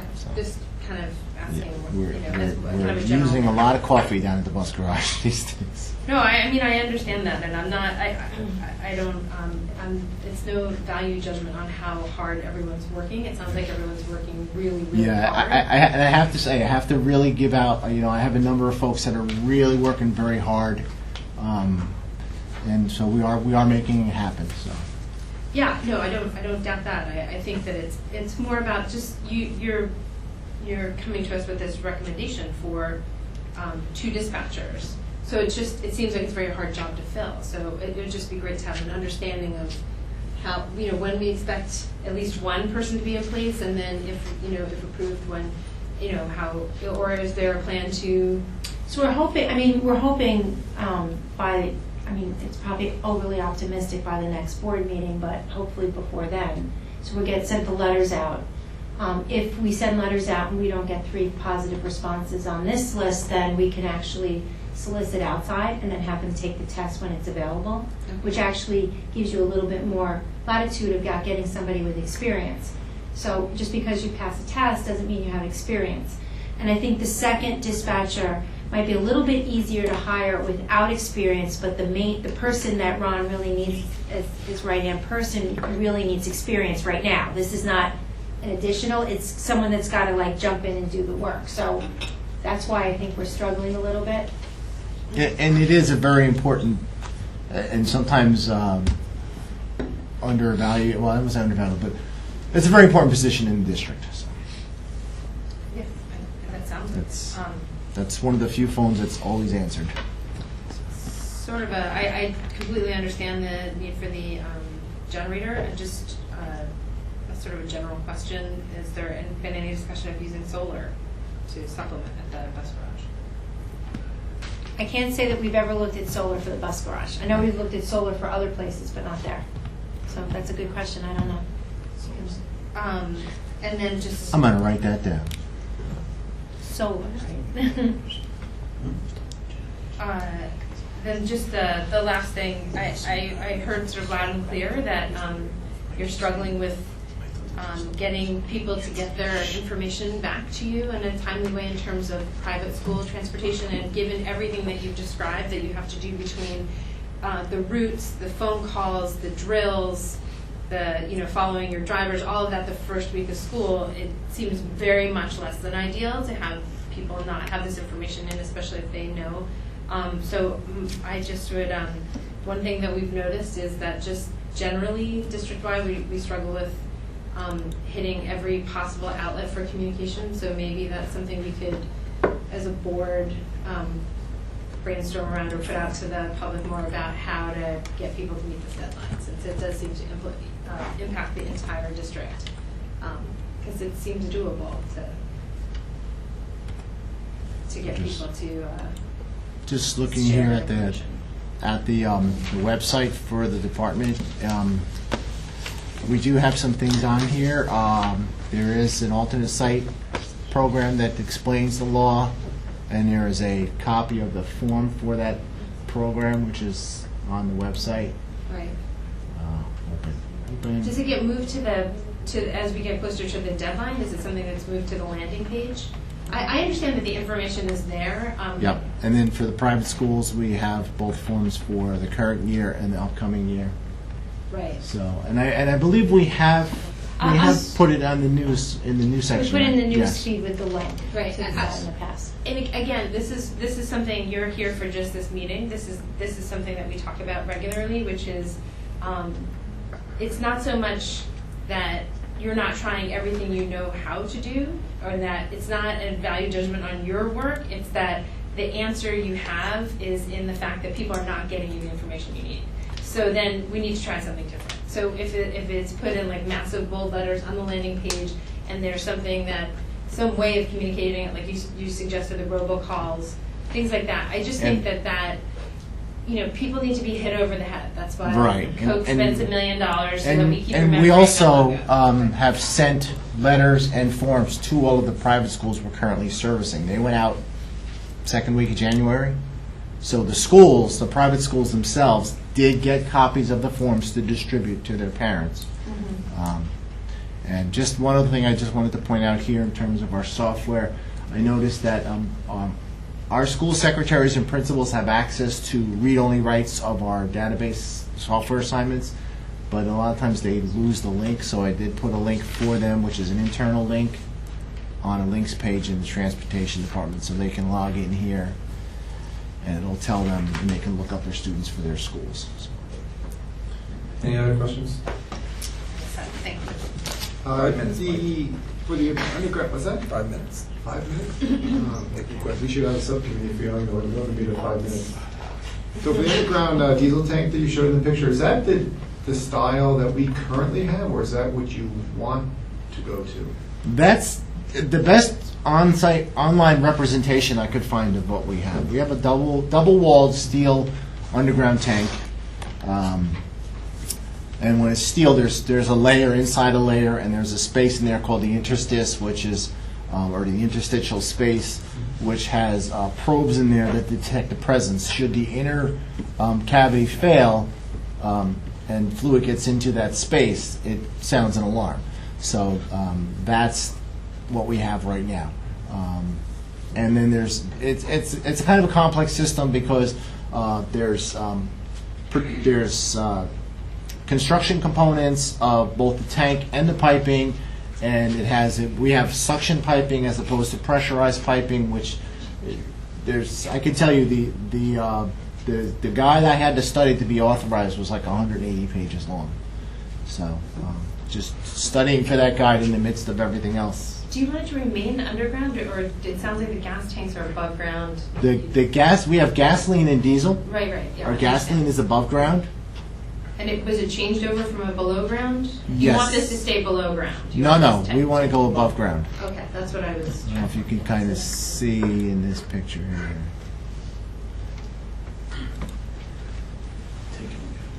Here's our new above-ground tank for the gas. Our diesel tank is underground here. And you want to move it above ground? Yes. Okay. Everyone is going with above-ground tanks. Basically, the regulations are a lot easier to follow, the inspection procedures. When a tank is below ground, you can't visually inspect it for leaks. That's why we have the automatic, the monitors, that's why we have the interstitial space, the automatic tank gauge, and that's why we have to do the 10-day variance to make sure that part of it's all leak detection methods. And the 10-day variance is one of those things that if there's a leak, you're going to see a problem with. But sometimes you get false readings like we were getting with our gas tank when we decided to move it up. But when you say false readings, nobody, they don't, DEC doesn't care if it's a false reading or an actual reading. They want to know what's going on. So when you have the above ground tanks, you're doing visual inspections. You can see if it's leaking because there'll be a breach of the tank. There'll be product on the ground. An underground tank, the big risk is the product seeping into the environment and not being aware of it. So we have all of these detection systems and procedures that we have to follow. And they are very cumbersome, and they do need to be done every day, Saturdays, Sundays. It needs to be done all the time. Versus when you're above ground, you're basically doing visual inspections. All right, thank you. So have you looked at how many additional buses we would need if we shrunk our walking distance from 1.5 miles down to 1 mile? Okay, so if we look at decreasing the walk distance, I've done some looks on a preliminary basis when this came up with an issue with the high school a few years ago. So you are going to need more vehicles, more drivers, because you can't just do it from one level and not the other level, and it would affect private schools and everything else as well. But the double whammy that you're going to have is the reduction in state aid. Every 3 years we have to do something that's called a non-allowable pupil decimal, and your allowable pupils are those pupils that live more than 1.5 miles away. And that doesn't have anything to do with your walk zone designated by the district. That has to do with the 1.5 mile distance that the state gives you. So if you have students that are less than 1.5 miles that you're transporting, that's going to drive up your non-allowable decimal and drive down your state aid figure. It's a deduct, right? So you mentioned there was 57.8% aidable? Yes. Is that a percentage? So is that for all transportation expenses or only for purchases of new buses? No, it's for all. It's for most. I don't like to say all. Most of. There's some excludable things in transportation, but part of the ST3 when we do the financial report for the state, we have to itemize the transportation expenditures and put it on a separate schedule, and then they will allocate the 57% to the buses and everything related to transportation. So does the maintenance on the buses get reimbursed at the same cost? Yes. Okay. So the maintenance. Transportation, it's called transportation aid, so it's across the board. Yeah. To give you an example, we bought new vehicle lifts last year? 2 years ago. 2 years ago. And because they were portable column lifts, they were state aidable. Had they been permanently mounted at the bus garage lifts, it wouldn't have gotten state aid on them. State aid formula for transportation, it's very, very complex. Oops. In terms of what's allowable and what's not allowable. So. For the transportation of students to private schools, is it a 15-mile radius? Is that a straight line or is that by the shortest route? I'm going to say perhaps radius isn't the best word to use. It's a 15-mile distance, and that's computed by shortest available route. Shortest available route. Yes. Have we considered or looked at contracting our out-of-district busing services? I have not.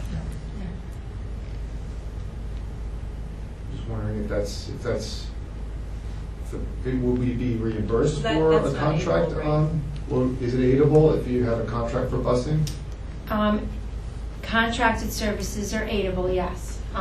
We haven't researched the contracted because we were able to do it in-house. It's cheap, when we looked at it Well, last time. just to it give you an did cheaper. example, on Valentine's Day, the president of the New York School Bus Contractors Association, whose name happens to be Mike Martucci, who's son of the previous transportation director here, testified before the Senate on one of the issues that they're looking for, is they're looking to be able to purchase their fuel without taxes, and some of their expenses without taxes, because as private contractors, they have to pay tax on their fuel, which they then pass on to their customers, which are the districts.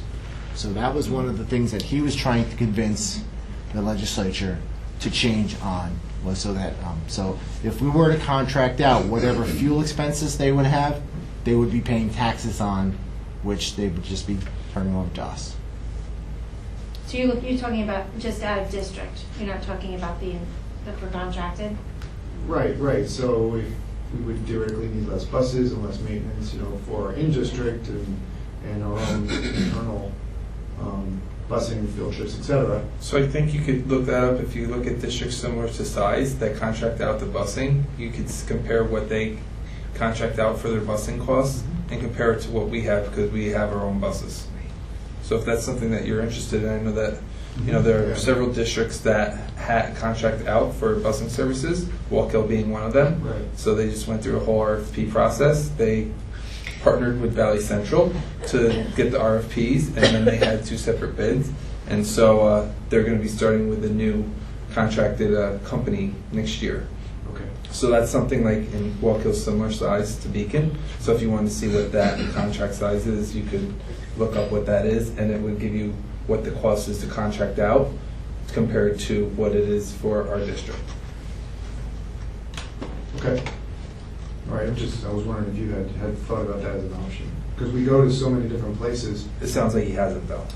So Sounds like you have. go to the next one. Have we paired or in the curriculum or facilities, but curriculum development, have we looked at how to bring some services that we currently contract out for into the district, For example? so that we could reduce our busing and having kids on buses for extended periods of time and have more facility? How's that transportation? That's- Well, it's related to a transportation. It would impact So transportation. can you phrase it to the Yeah. transportation? It might be a Has combination. transportation, does SAT gone to curriculum committees to try to determine how, potential ways to reduce the amount of busing required So- for the district? Can I answer that? I think transportation is the end result. So I think the conversation happens at the curriculum level as to whether you want to bring students in-house or put them out. And then thankfully, Ron is open to have his department transport. I don't think it comes from his department. I think he's the end result of how we want to do it. Ours is not to question why, ours is just to Right, so we call him and we tell him to do, yeah. drive them where they need How- to He go. just, he just drives. However, that does bring up something you could look at. I mean, if for example, there's a certain school that provides a certain service, and that's the school that you most send kids to outside of the 6 buildings that we have, maybe that's a candidate for us to look at to see if we can bring those in. So that would be a cost-benefit analysis. So it would come from the curriculum side, and we would say, we want the program here in district. How much would it cost? So for special ed a few years ago, bring something back to district. What would that cost? Hiring a teacher, hiring a teaching assistant, and then you'd have all of the costs less the impact of not sending a bus and what the transportation would be. That's more on a programmatic level, Okay. rather than where Ron's talking about for transportation. And I can tell you, we have, like Cecilia had asked me for cost analysis for 2 different schools, and I was able to give her that just a while ago. So speak about the programs. Right now, the programs that our students have access to are career and technical education at the high school level, which by state law, all students have to be entitled to access if they would like. Alternative high school programming, and special education services. Our students that are in, and Ms. Condella will be presenting at the next board meeting specifically, but our students with disabilities that are in out-of-district programming have a variety and complexity of needs that our current programming may not be able to support without either shortchanging their education or the education of other students. Right, well, It is something we're correct. continuously looking at. Right, current program, that's what I'm saying, Right. is there program changes that could be done in order to be able to bring some of those services So into the Ms. district? Condello is looking at that, but I can tell you that for some, it's the complexity of the needs for intensive academic and behavioral education that are the reasons why we looked at out-of-district programming. It also seems quite problematic in terms of these are individual cases that we have. It doesn't sound like there's any way to plan, right? Like Right. that's what it seems Well, Well, we're always looking at that. I think Celia And I'll leave it to Celia Ms. said Condello it very in terms of well. the and analysis. Essentially, I know that there have been efforts to bring students back in district in the past, but it's very rarely that you're able to reduce an entire route by bringing in all the schools, for all the students that go to location C, but you won't get them all back in district. So we still will be transporting students out of district based on their needs. It's very rare that we're able to shut down an entire run based on, and we do combo runs too. I mean, we have students that go to different special ed locations on the same bus. The other challenge to that is why we'd like to keep them in fewer program locations. The reality of it is that we're dependent on what is available to meet those individual IEP needs in any given program. So we can't necessarily predict or mandate that the closest, BOCES or approved private school programming has the appropriate needs to meet individual And students. I'm not challenging. No, I know, but I'm saying those are all the ways we think- look at Are we this thinking stuff. about these things? Well, Are we I looking also- at ways? we are. I think, Mike, to your point though, more broadly, is that we keep focusing on special ed kids, which I recognize is a significant population, but also seems hardest to plan around. I think the reduction we should go for is make Beacon as compelling and enriching an educational environment, so we're not busing so many private school kids. I mean, The that's other not thing gonna is- give- Any other Yeah. questions? That's enough. Transportation? Yes, yes, there was a line item for the $75,000 for the bus, so that seems like it calculates out to, 5 years at $75,000 is the $375,000, Mhm. okay? And of that, 57.8% of the 75 is reimbursed, so we actually pay about 30,000 out of our pocket Mhm. per year. Mhm. But where, all the prior purchases, do they stack up? So in effect, we're actually paying about $150,000 a year But what, for buses? so the 75,000 is the amount that you will increase the levy by, right? So that's the first year. When you're actually paying off the debt, it's included in the principal and interest section of the budget, so it gets rolled into the budget. So the $75,000 is important because when you look at the tax cap, you have a certain amount you have to raise. I can't include that in the budget because it's presented as a Proposition 2. So voters are allowed to vote either for Proposition 1 or Proposition 2. So the levy can't be increased by more than that. But once the proposition is approved, we have a bond anticipation note, and we pay principal and interest on that, and that's included in the principal and interest payments in the budget. Does that make sense? It does, but we're actually paying $150,000 a year, basically. We'll probably pay more than that, but the 150,000, 75,000 would be for 17-18 if the proposition passed. Right. But all the prior year budgets rolled over are in the principal and interest payment. The 75,000 is only important because of the levy calculation. That's the only reason I presented it that way. The vehicles that you are proposing that are no longer useful, can I see them? Or did you? There are a lot of them, so can you just roll forward? He's got pictures on I them. will. Oh, it does, okay. So this is 126. This is that 17-year-old wheelchair bus that we have. I'm just trying to scroll. I'm going to scroll through these here. A lot of these are photos of the underside. You can see some of the rust damage that's happened to it here. So this is what you see on the outside. This is what you're seeing on the inside. So this is the interior hood latch. This is a front engine flat nose, so you can kind of see some of the rust in here, the latch. This is the air tank for that bus, where the for the air brake system, and you can see the rust and peeling on that. Some of the structural members underneath. And I have notes on all these. This is the interior view of the stairwell. That's the view underneath the stairwell. This is an air conditioner hose on that. You can see the fluid leaking out of the hoses. Just a general underside shot. We put it up over the pit, and again you can see some of the ball bearings leaking here. The rust on the leaf springs is usually a precursor to the leaf spring starting to crack. That's a blurry shot of the fuel tank. We were trying to put these photos together last minute. We're not still talking about just bus 126, are we? This is all 126. Yes. Oh my God. This is the wheelchair lift. So you can see like the rust throughout, even on the bottom side of the lift. And that's the end of 126.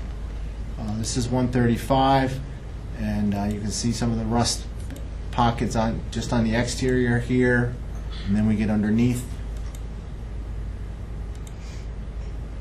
You can see like holes here.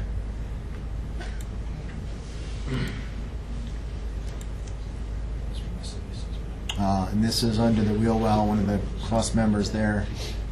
Can I ask you a question or no? 137. Are we going to look at pictures of 15 buses right now? Oh, no, there's only 5. I don't have to go through them all. Just give an example. So Can we clicking. have them sent to us? Yeah, I feel like it's sort of this weird. Like, Does it? We don't need to. I mean, Yeah. It's nice. Mike's enjoying himself. Yeah, I So, but I did want to get some shots. I'm just so that, figuring you it know. out, right? So to me, one final question.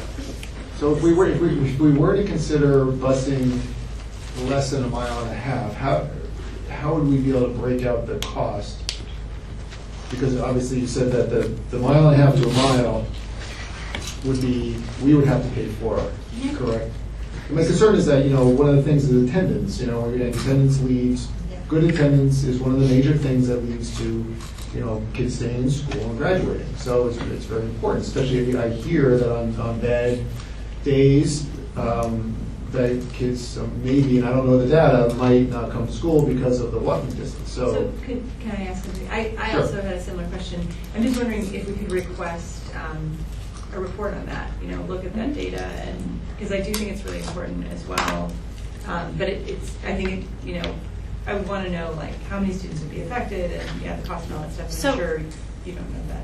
I know Ron has done work for it because I was going to say that for dropout prevention, but we only did it at that time for the high school, although, our recommendation would be if you're going to lower the mileage requirement to 1 mile, it would be hard to do it just for the high school. You'd have to do Yeah, it you across can't the do it board. just for the high school. You can't. So we can prepare something to share. I don't know whether this budget would allow us to do that, but it might be a plan going forward that we could talk about. Okay? I would really Actually, like to see that. and I've looked into how other districts, especially in some ways related to wellness, that you want to increase activity levels.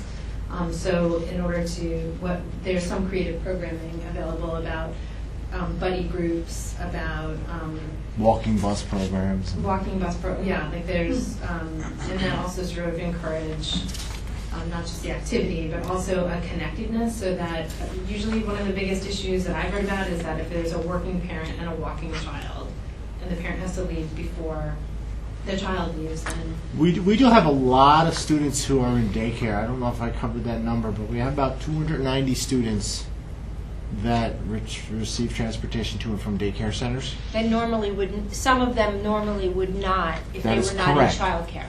That is correct. They automatically get transportation if they're in childcare. so they enroll them in Whether or- childcare so they get transportation, so that, is that what you For think? a lot of the working parents, Okay. if they enroll their child in a daycare center, where that child would normally not be eligible for transportation, if they're in a daycare center, they are eligible. And that daycare center does not necessarily have to be, the daycare center is not going to walk the students a mile and a half to So school. is that something where early drop-off becomes a possibility then? Early drop-off at the daycare? No, the schools. We don't have the staff for, yeah, we don't have the staff to work. Thank you, Ron. Okay. Thanks. All right, review the agenda. We have student school presentations, parent groups open to the public, the interim superintendent report, committee reports including board comments, unfinished business. I'm going to ask to remove 11.02. And then we have the consent agenda. So are there any student or school presentations? Any parent groups? Open to the public. Dennis? Dennis, you know there's 4 minutes now. It's a 4 minute. You're allotted 4 minutes instead of 3 minutes now. That's our gift to you, Dennis. Wow, see? I talk really, really fast. And I was like, I sound like Charlie Brown's teacher. Wow, wow, wow, wow, wow. Infuriating now. Okay, I'll still give you 20 seconds if you get to that point, okay, Dennis? thank you. You're welcome. I just want to say one thing, and the winner is La La Land.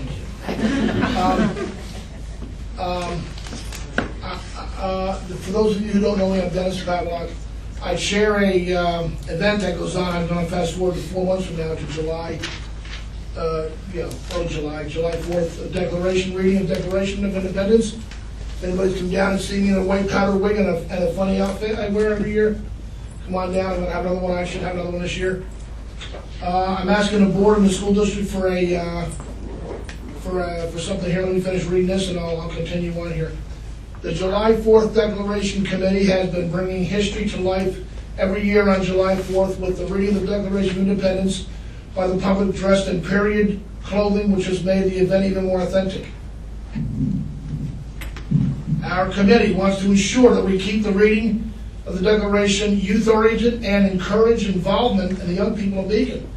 Therefore, that we are requesting that the students of the National Honor Society and or the Beacon High School participation in government class be a part of this event and if possible receive credits for the participation. Now, this is when school is over with, so hopefully in September when they come back they get the credit in September. Just so you know. I want to cover that. If you'd be able to offer any cooperation in this event, please contact me at your convenience. Thank you in advance. Sincerely, yours truly. So let me pass these around. Pass one, take one. My phone number is on there. Please get a hold of me. You can contact me. Kenny Gadsden is my research coordinator on the committee. We've done some research. I've done some research. Before I head off, I want to thank Anne Marie for her time filling in for the superintendent. Second to none, Anne Marie, you did a valiant job with which you had to, be dealt with, and thank you once again. So, if anybody can help out with this, give me a call. I went to George Washington headquarters 2 weeks ago. They had a presentation over there for the birthday. They had the soldiers show up in period dress clothing. They're not costumes. Once again, they are not costumes. Soldier outfits. George Washington was there. The guy that plays George Washington had the same dimensions, height, head dimensions as George Washington did back in the day. He was 6'4", no wooden teeth. That's a myth. So we're going to be there this July 4th. We're in our 7th year of putting this event on for the public. I want to say the committee, myself, I want to say I did a little housekeeping, and got rid of some of the attitude I didn't appreciate, and I'm glad some of the attitude is gone, because I don't need it. No committee needs it. I'll leave that for that. Thank you very much for your time, and hope to see you July 4th. Thank you, Dennis. Aaron?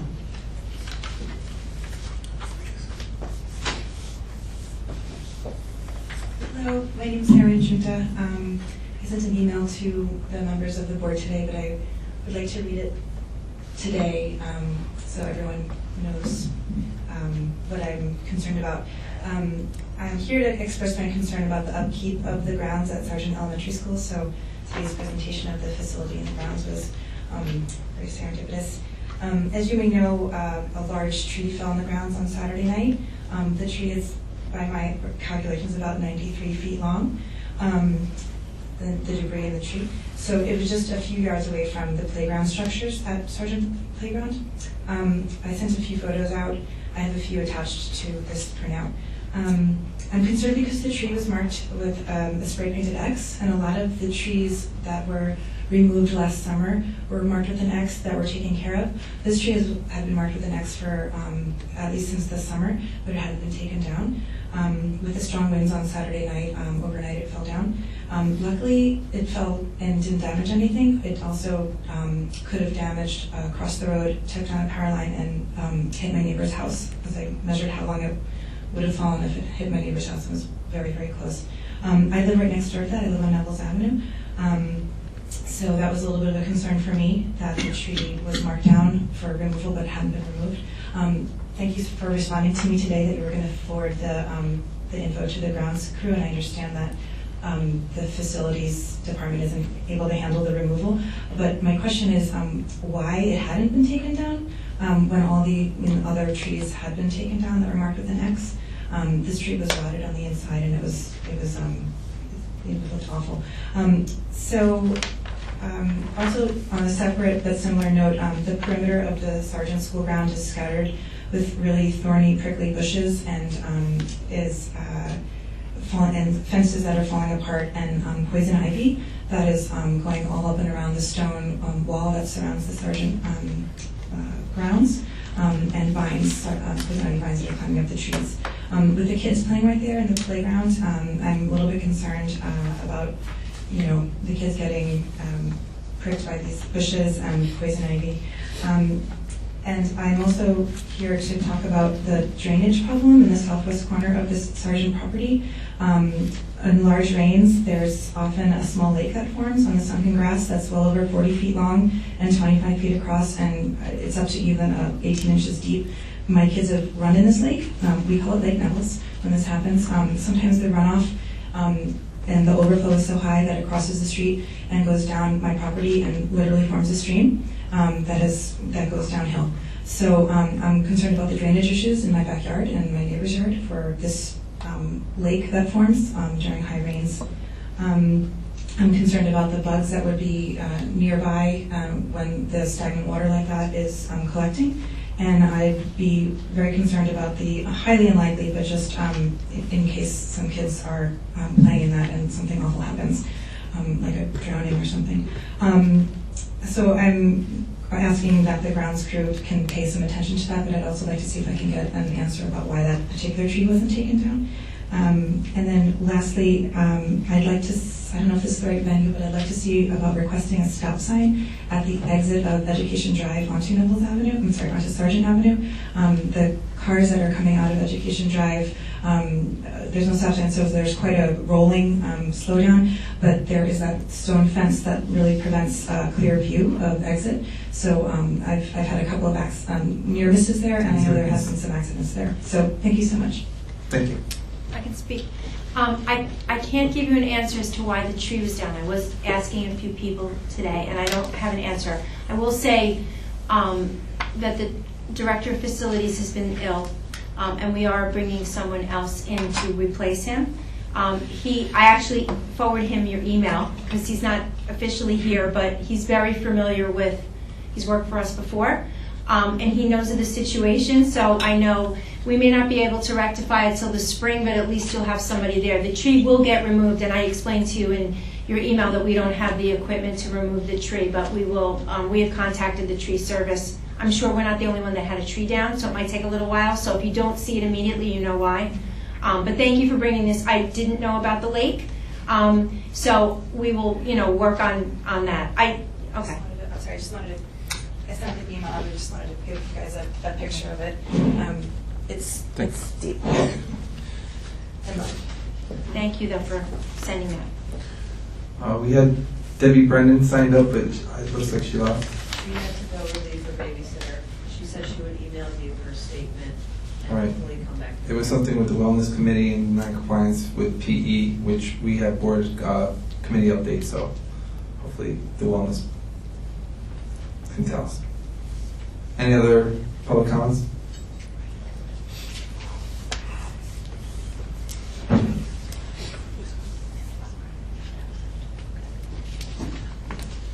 I'm Deborah, not Debbie. So I had a different comment to make with a few questions, but instead I get to say thank you. Deborah Davidovitz, 32 Sunnyside Road. I'd like to thank the administration and the Beacon City School District and the Board of Education for the very recent postings on our district's website. These, on the website very clearly, we can now see links for several different documents. These documents address the protections and rights that New York State guarantees for two groups of students that have recently come under attack by our federal administration. These are immigrant students and transgender students.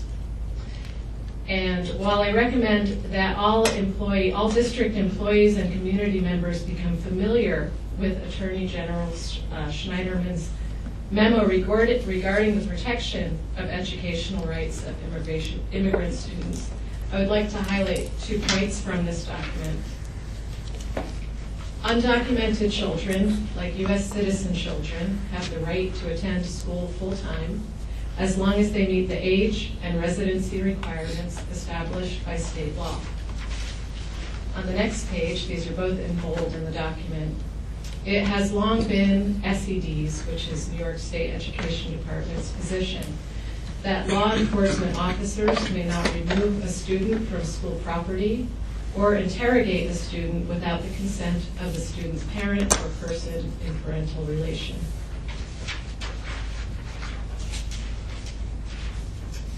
Regarding our transgender students, in the statement jointly released by Attorney General Schneiderman and State Education Commissioner Aaliyah, they reminded, and this is also from the document on our website, they reminded school districts across New York State that irrespective of the federal government's decision, school districts have independent duties under state and local law to protect transgender students from discrimination and harassment in their schools and at all school functions. State Education Commissioner Mary Ellen Aaliyah said transgender youth are valued members of our schools and communities across New York State, yet statistics show that more than half of them will attempt suicide at least once by their 20th birthday. So we must do everything in our power to create learning environments that are safe and welcoming for all. In my opinion, these documents are important reminders of the obligations that our district has to ensure a safe and productive learning environment for all of our students.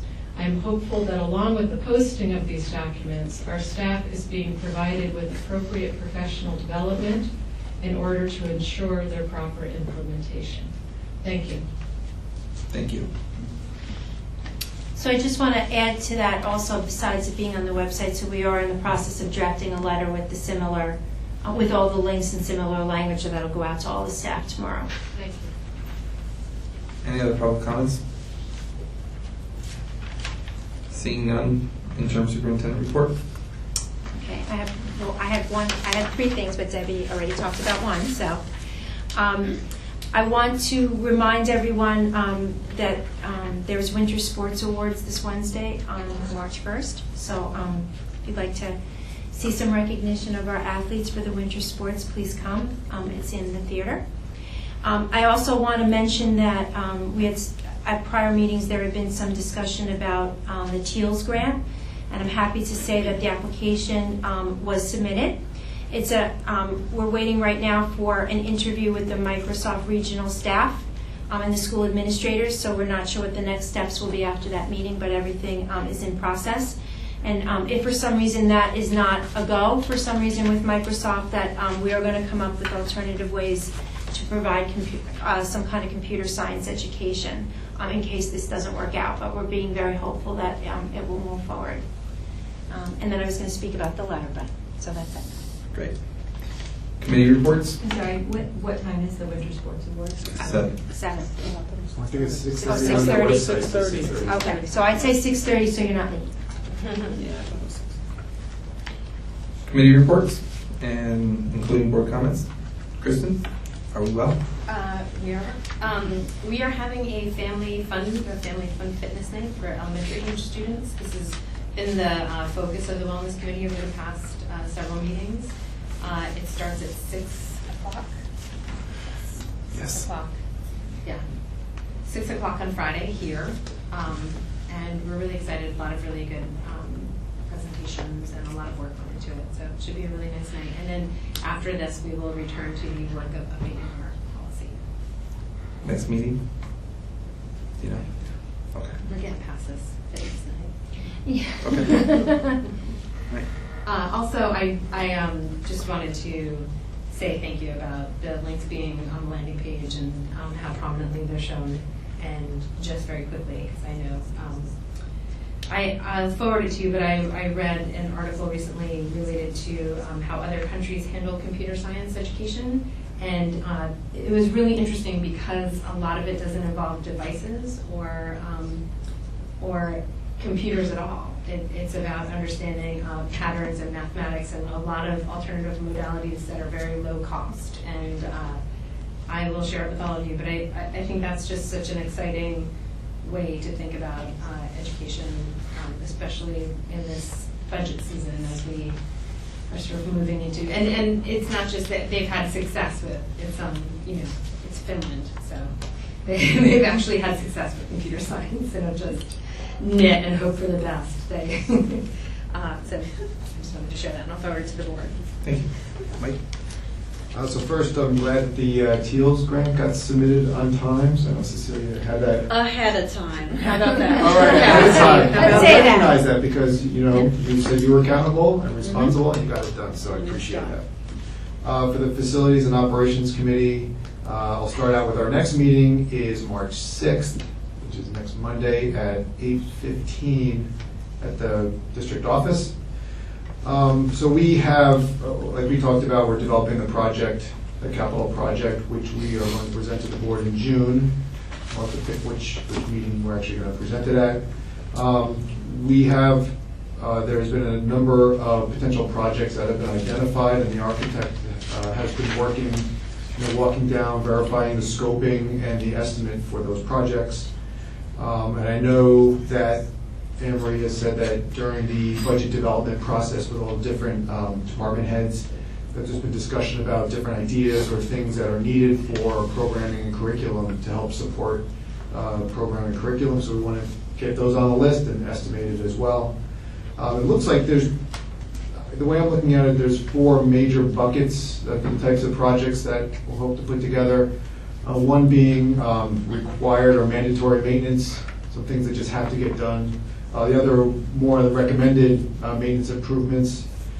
The curriculum and programming related, whether it's classroom changes and things like that to support that, and then other just general improvements that will help make our schools and facilities look and keep them really updated and look good. So continuing your own committees to think about different ideas that we need to include in the capital plan. That's it. All right, so I received, and I'm sure that some other people received some information possibly in the mail, but I wanted to express it to the community that the Dutchess County BOCES is holding a regional meeting regarding Every Student Succeeds Act. It's actually scheduled for Thursday, March 9th. It's 2 different times, either 4 or 7 p.m., but the deadline is March 2nd, so I'm not sure if it was posted somewhere for community members as well, to see whether or not they want to attend. It's going to be held at the Career and Technical Institute. I don't know if this is something. Was it just for board members and no, it was, district administration? It was addressed to boards and superintendents, but in the notice it states to share with community members as well, like PTAs and. Right, Kelly sent them out to the PTAs. Okay, all right, so I just wanted to bring that up. On the agenda this evening, I feel like my mic's not working. On the agenda this evening, you have several first read policies, so I just want to bring attention to two of them. One is 1741, which is homeschooled students. This was something that was returned to the policy committee, but we're bringing it forth again without any changes. And then policy number 2245 is a student representative to the Board of Education. As we mentioned before, it will be on the proposition in the May vote. However, we thought as a policy committee that we wanted to have a policy in writing. So we looked at some sample policies and decided on a kind of like a broad policy, and then based on that, the superintendent would be in charge of some of the regulations involved in having a student representative to the Board of Ed. The other policies that are listed for first reads are really in our process of going over to the e-policy book. And our next policy committee meeting is on Monday, March 6th at the district office at 7 p.m. before the... Oh, right before. Before there's some.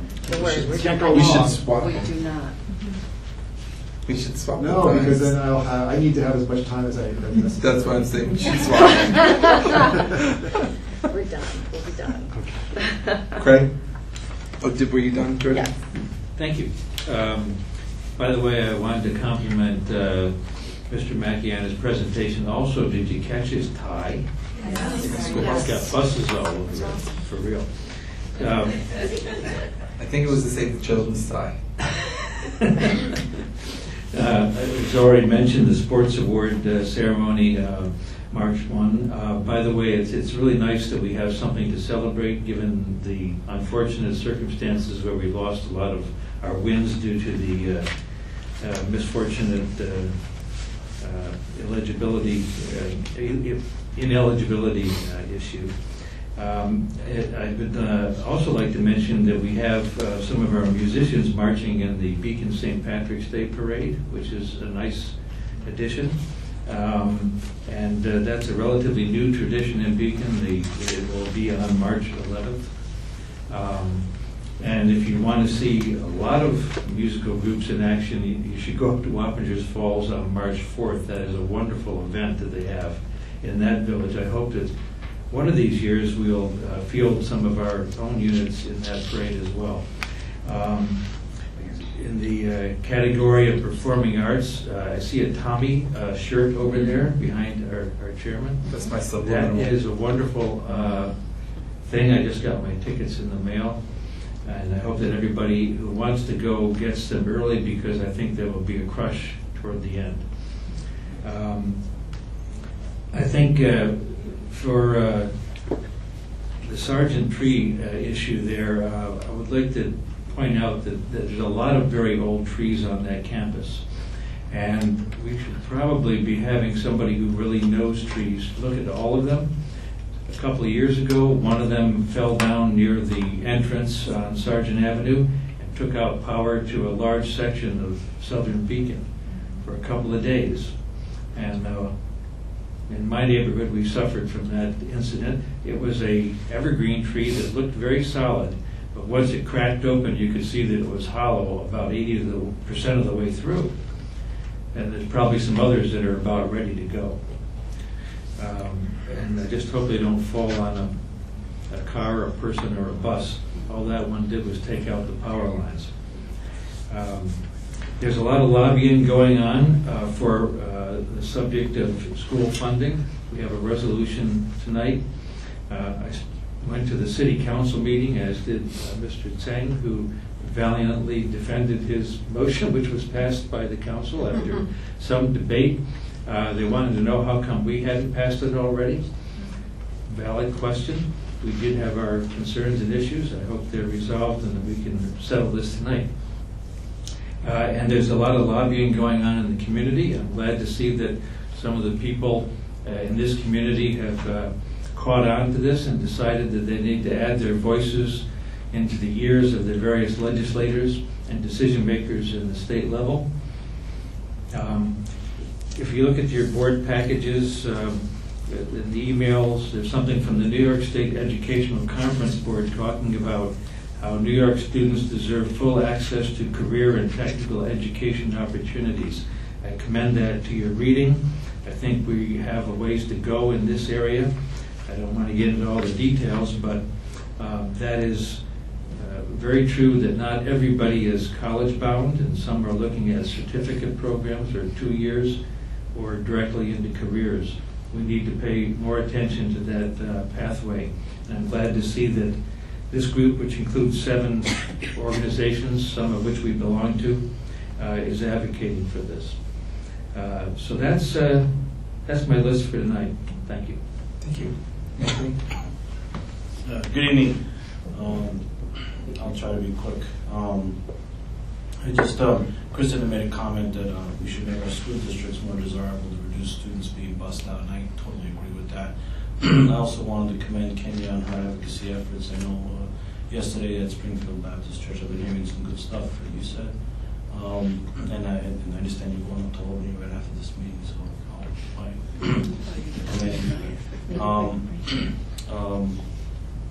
at the 221 City of Beacon Council meeting, Steve Gold, who's Frank Cartel's chief of staff, actually also gave a support for the resolution and briefly explained how the state senate and the state assembly propose budgets, and then there's a negotiation and stuff. So city council does videotape their meetings as well, so those are encouraged to see that. Omar Harper was the councilman there, actually voices concerned that the PTA contract gives preference to teachers to coach teams as opposed to seeking the best coach. He was here before, but he didn't stick around to give comments on his own, so I'll leave it up to him on that, but I figured I'd mention it that he may be coming back for that. The deadline for submitting petitions for this upcoming May election is Wednesday, May 26th at 5 p.m. To the district office. It's on the website for the April I'm sorry, 26th. April 26th. I'm sorry. You know that. Last year we had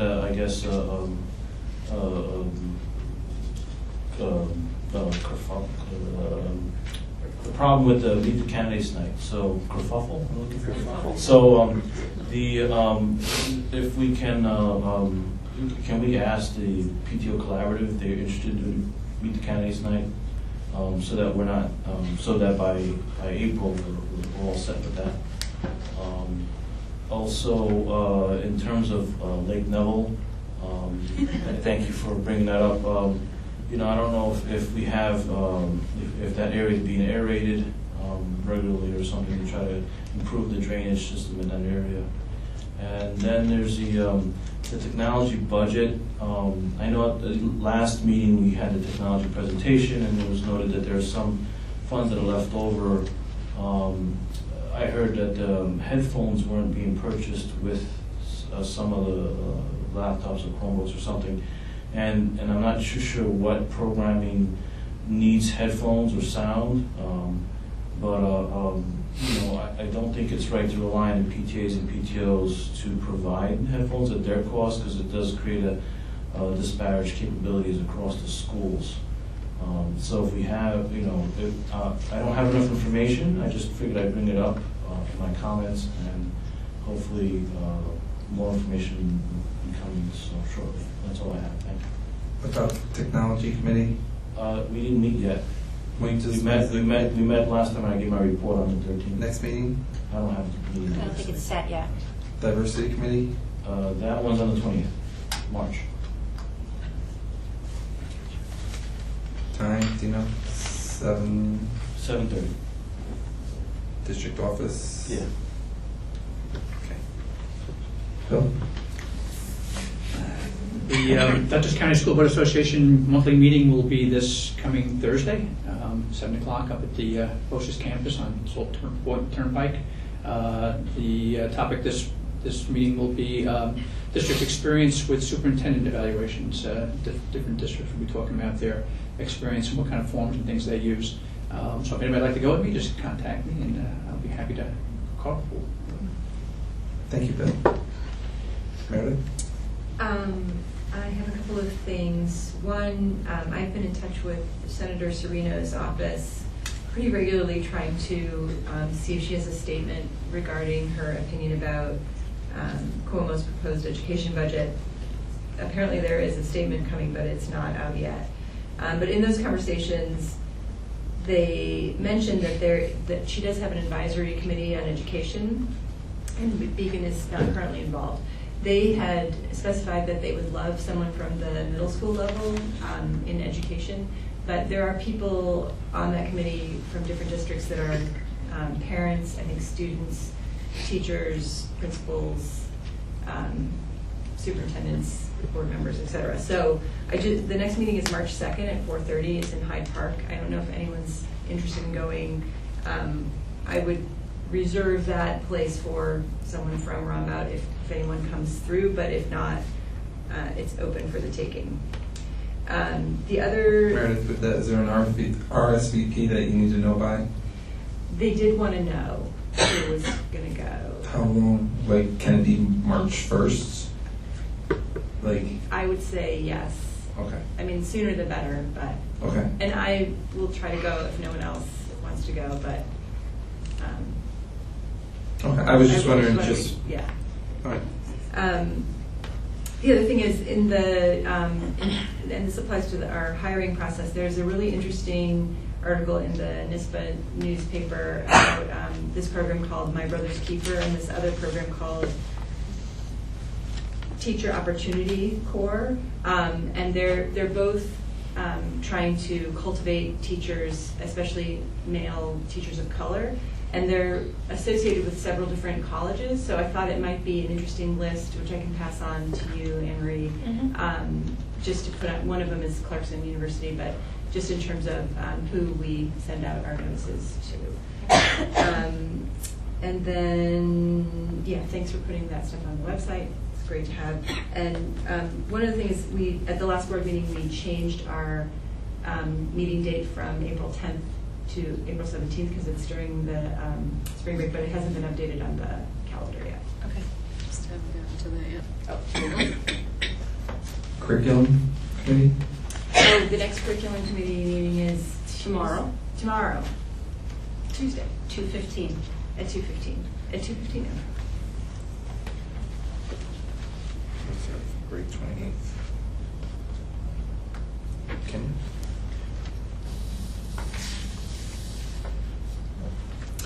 So at the last board meeting, a motion to discuss changing the day that the BOE meets to enable members of the BOE and the community to attend the city council meeting. I encourage the support of entities outside of the BOE, but my statement that I am negatively impacted by the request was minor compared to the impact the change may have on the overall operation of the district. The BO meeting is the nucleus of the operations. As I made my commitment to the district, I only consider district needs. There are many areas throughout the community that I would love to participate in, but I have decided that making the BOE my priority is what I did. So I consider the times of the meeting in order to ensure that I will be available to meet the needs and areas of all the children here. On Sunday, I attended the Take 18 event where Representative Maloney, former Senator Gibson, and Assemblyman Skartaudis were present to answer our questions, hear our concerns, and advise us on their positions. I was afforded the opportunity to raise the question on House Bill 610 and asked Representative Maloney his position. As he acknowledged his position that he stands with us, I also asked that he not work within a silo and that he work alongside us in the community, that he gather his peers and have them as well advocate for the needs of the children that are most vulnerable in our community. Right now, Bill 610 affects our most vulnerable children. The acknowledgement of protecting transgender children is a priority.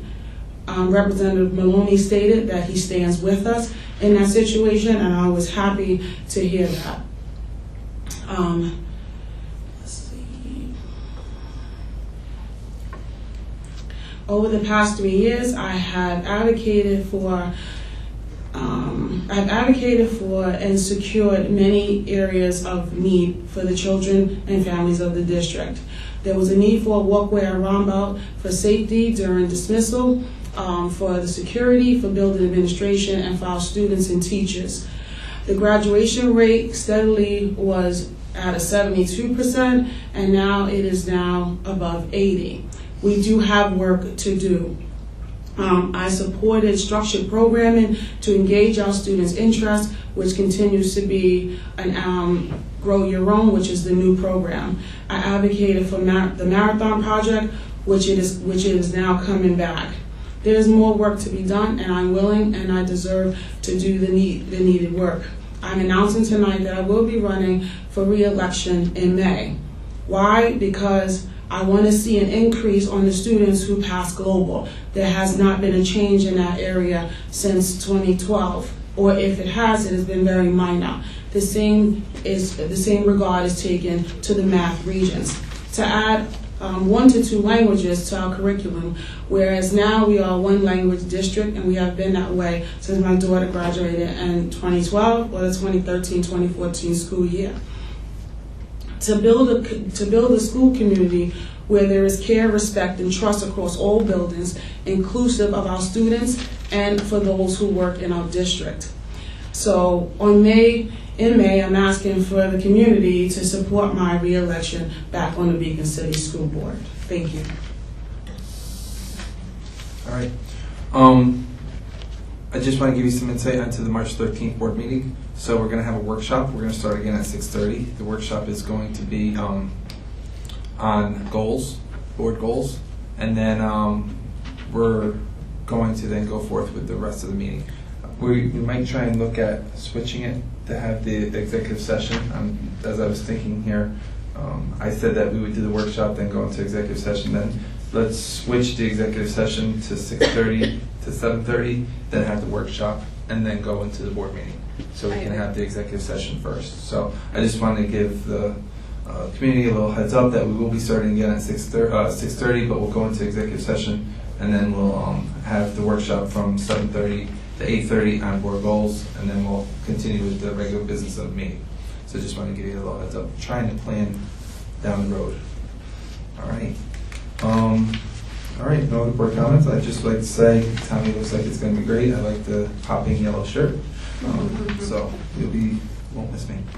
All right, so the use of the consent agenda. The use of the consent agenda permits the Board of Education to make more effective use of its time by adopting a single motion to cover those relative routine matters which are included. We're not doing Oh, I am jumping the gun.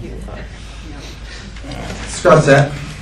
Unfinished business, we have a resolution. Anthony, would you read that for us? Yeah, I'm passing it out too, so I have extra copies if you guys want, but I'll read it. Resolution number 022717A, resolution to Beacon City School District calling for accountability and equity in school funding. Whereas the New York State Governor has proposed a 2017-2018 budget which does not fully fund the Beacon City Schools per the Foundation Aid formula, and now therefore be it resolved that Beacon City School District supports restoring Foundation Aid to its full funding level for the Beacon City School District, and be it further resolved that the clerk of the board of the Beacon City School District shall send certified copies of this resolution to Senator Sue Serino and Assemblyman Frank Sartatos and move its adoption. Is there a second? Second. So Anthony was one, Craig was the second. Comments or questions? Bill? You should probably put Kieran Michael Leller in there as well. He also represents our district in the Waterford and Fishkill area. Is he Assemblyman? Assemblyman Scottus only represents the city of Beacon, so we have the outside areas. So was it Michael Kieran? Kieran Michael Lawler. I'm not sure if I pronounced his last name correctly, but Lawler. So to Senator Sue Serino, Assemblyman Frank Sartatos, and Assemblyman Kieran. Okay. Any other comments? Yeah, so how much money how much are we not being fully funded by? What is it this year you're asking? For the, I guess for the For the upcoming school. For the 2017, 2018, it says it does not fully fund the Beacon City School District per foundation aid formula. So what would the formula say, or how much additional funding would the formula say that we get? All right, so my original draft had all that information, so give me a minute to go. Can I give the simple answer to that? Yeah. So back in 2007-8, I believe, they were using a algorithm for the foundation aid. And what happened is in 2008-9, and I might be wrong with the year, but around 2008, it dropped off dramatically. They didn't go with the formula that was being used for the foundation aid, and it's been ever since then. We're finally almost getting to the point of where it was back in 2007-8, I want to say. So they're owed some funding. The gap elimination, which they've given back, has been rectified. Now this is going to the foundation aid piece. And the concern and the call for action relates to the fact that in the proposed budget, there seems to be, that line item seems to be disappearing. There's a little bit of hocus pocus. It does, all go away. and the governor uses latitude as to are they going to follow the. So they came up with this algorithm or formula that they're going to use, and yet is it being used with fidelity for it? So it seems like he'll take from one district to give to another, and so there are some districts that lose everything, and then there are districts that are getting more than they would if they followed the formula. So that's where there's some contention between districts, especially in the same BOCES component, because one district may be getting more than what the algorithm would say, and then some are not getting as much. Okay. Did I present that correctly? No, that's okay. Okay. Thank you. All right. You're good with that, Anthony? Yeah, no. Okay. Do I need to amend my motion to include and Assemblyman Kieran Michael? We'll say with noted change. Okay. Any other comments or questions or discussion? All in favor? Aye. Opposed? Motion carried 9. All right. Consent agenda. The use of the consent agenda permits the Board of Education to make a more effective use of its time by adopting a single motion to cover those relative routine matters which are included. Any member of the board who wishes to discuss individually a particular piece of business on the consent agenda may so indicate, and that item will be considered and voted on separately, thus preserving the right of all board members to be heard on any issues. Is there anything that anybody would like pulled from the agenda? Consent agenda. Yes. 11.02. That item was when I did the review. Bill? Mike? I'm going to pull some of the policies. Good. Okay, Just so, give me the names, numbers. 12.11, 12.12, 12.15, 12.16, and 12.19. 12.19? Did you say 19? 12.19. 19, correct. Thank you. Anything else? Usually you pull 12.09. I don't know why you keep adding it to consent. Because I like to pull it and then say with thanks. I left that for you. So are you pulling 12.09, Anthony? No. I'm pulling 12.09. I'll let you have it. All right. All those in favor of the consent agenda minus 12.11, 12.12, 12.15, 12.16, 12.19, and 12.09. Do I have a motion? Motion. Anthony, a second. Second. Kristen, comments or questions? All those in favor? Aye. Opposed? Motion carried 9-0. I'll do 12.09 first.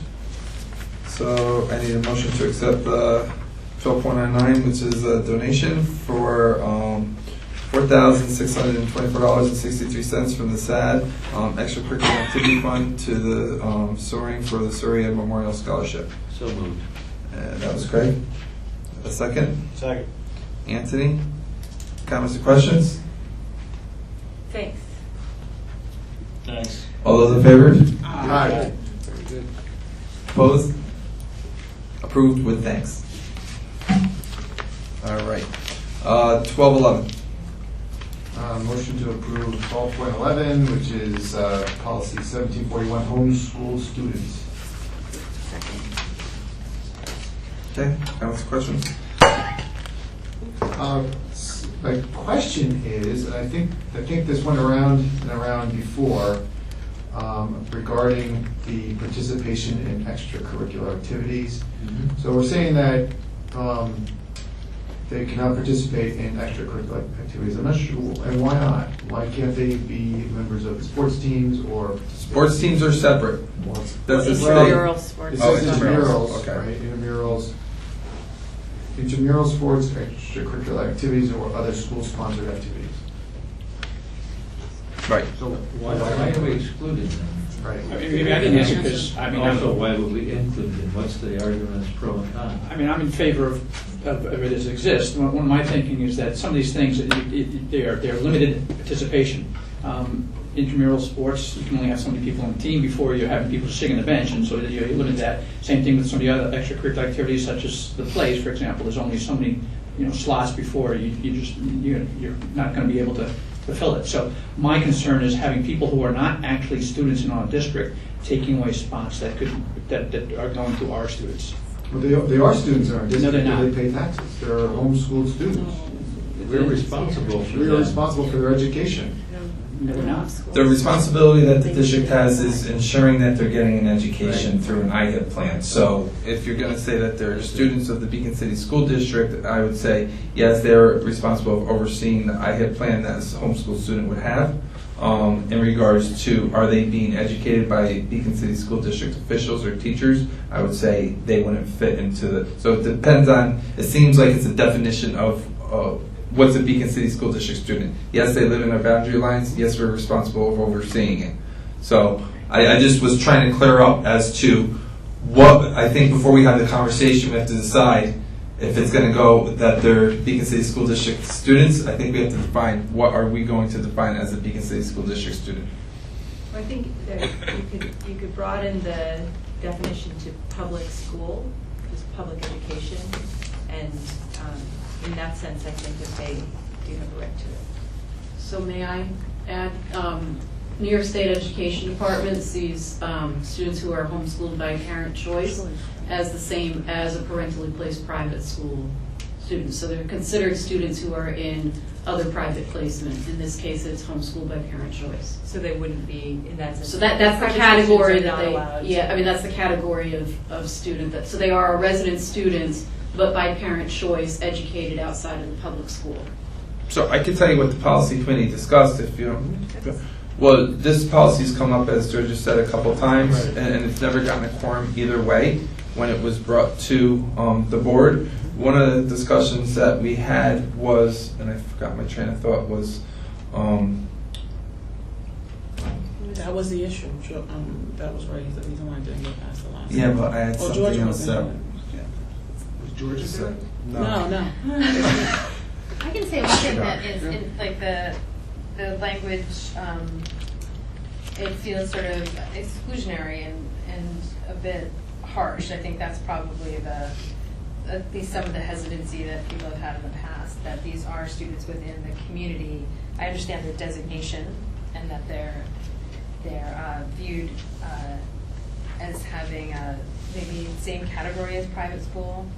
I think that that's where the hesitancy has come in the past, and it's so. And I think what the policy committee discussed was they were saying that when a student, and it was particular to homeschool students, was that they have more time throughout the day for social opportunities, whereas the student in attending the school didn't have, that was their social opportunity, was the extracurricular activities and so forth, where that was just some line of conversation that took place when we had it. I don't know if it was at this policy meeting or the last one or the one before, but there was conversation to that. Well, what I remember also from the policy committee, though, is that when the board had rejected it, got rejected as a 4-4 vote. Because we're missing a ninth person. And there was no direction given to the policy committee as to how to address that. Yeah. So it needs to come back up here again and figure out, what direction the policy needs. It's nothing to figure out. We decided to move it forward and present it again for a first read without making any changes to the policy. The other thing I wanted to mention, because I know some people say that, these are taxpayers, it may not always be the case. If you look at the Jehovah's Witness, there are residents there. So there could be students there who are homeschooled and they're not paying taxes. Could be. They're tax exempt. There's another Well, element. they're tax exempt if there's children in there, I mean. But they Okay. don't All right, I'm not gonna go participate in there. any type of But what about, education. well, so the first sentence does say they're not entitled to participate in interscholastic sports. Those are either. the commissioner regulations. That's state reg. Yeah, that's state reg. There's another element that I think has come up in more recent times, and that is how public education as a concept and reality is under increasing attack from some people in our country, or lacks any love or support, which it goes apparently up to the federal education chief, whose nomination and appointment we opposed. So I'm thinking that offering some involvement to those people who are already stepping out of public education, either going to private schools or homeschooling, if we offer them something, they then have a connection to public education they presently wouldn't have. So this is a new factor, although I think it's been latent and there for a long time. But now it's like totally out in the open, and we are under attack. And if you don't know it, it's not because it isn't so. It's just because you may not have been paying attention to some of what's coming out from the woodwork. So I think there's this new reason why we want to give some of these folks who, for whatever reasons, may have decided not to go into the public education space, to give them an additional reason why they should care. So The argument that I would have with that, Craig, is if you're going to allow them to participate and they're coming from a private parochial school or from a charter school and they want to participate, now does the district have to change the time for them to participate? why? Because say they don't get back from the school ends at a later time. Well, that may be their problem, but I don't know that we have to solve it. But so would we say that if they have to make it for the time that I'm just playing devil's advocate here of, that could be, so are we? Is that a lawyer question? I don't think any of them are qualified. I don't know why we have to debate that. I mean, we're just putting this up for a first read. So Yeah, I'm not also, sure. I think I should out myself a little bit here, but I actually am a former homeschooling parent. And I can explain, I have some connection to this community, which I ended up being a homeschooling parent because my daughter enrolled in first grade the year the Common Core was rolled out. And it was tied directly to teacher performance, and she was not an early reader. And I had asked a few times for her to be moved down and into kindergarten because she was a late birthday.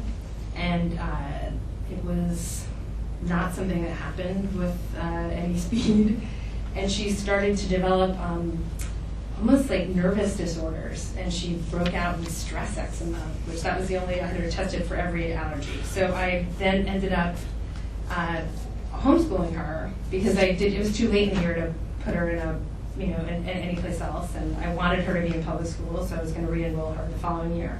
I had a lot of, I would say, very typical prejudices about homeschool. And one of the things that was interesting is I met all these people who actually were in a very similar situation. The way that someone described it, a friend of mine who teaches first grade, is that education used to look like this, and kids fit in a much bigger box. And there was more room for different learning styles, and then it started to get smaller and smaller and smaller. And a lot of kids just started falling outside of that box. And so I think that I'm not going to advocate that we actually have kids participate, because I feel like that is an extremely, in my experience, an extremely well-organized community, and some people make their choices for reasons that have to do with not wanting anything to do with public education. But I will say there's room to bring people back into public education, and all we can really focus on right now is Beacon. And again, this goes to the same thing. If we provide an enriching, supportive learning environment that's a little bit broader and not so restrictive, then I think a lot of people will move back towards public school. And I think that this is a first read of a policy. I want to give kids opportunities and access as much as possible. I just think that in this particular case, because I've gone back and forth, and when I think about it now, I think that we have to decide what we can do here and how we can, function as a district. I think we might have to draw a line and find other ways to connect. And I agree. I think we are in a fight. But I know some people will never bring some people back in for a variety of reasons, whether it's religious or just a life choice they've made. But I do think there's room to have people want to return to public education and become real boosters of it. I just think we have a different avenue for that. Any other discussion? All those in favor? Aye. Opposed? Aye. Roll call, Kelly.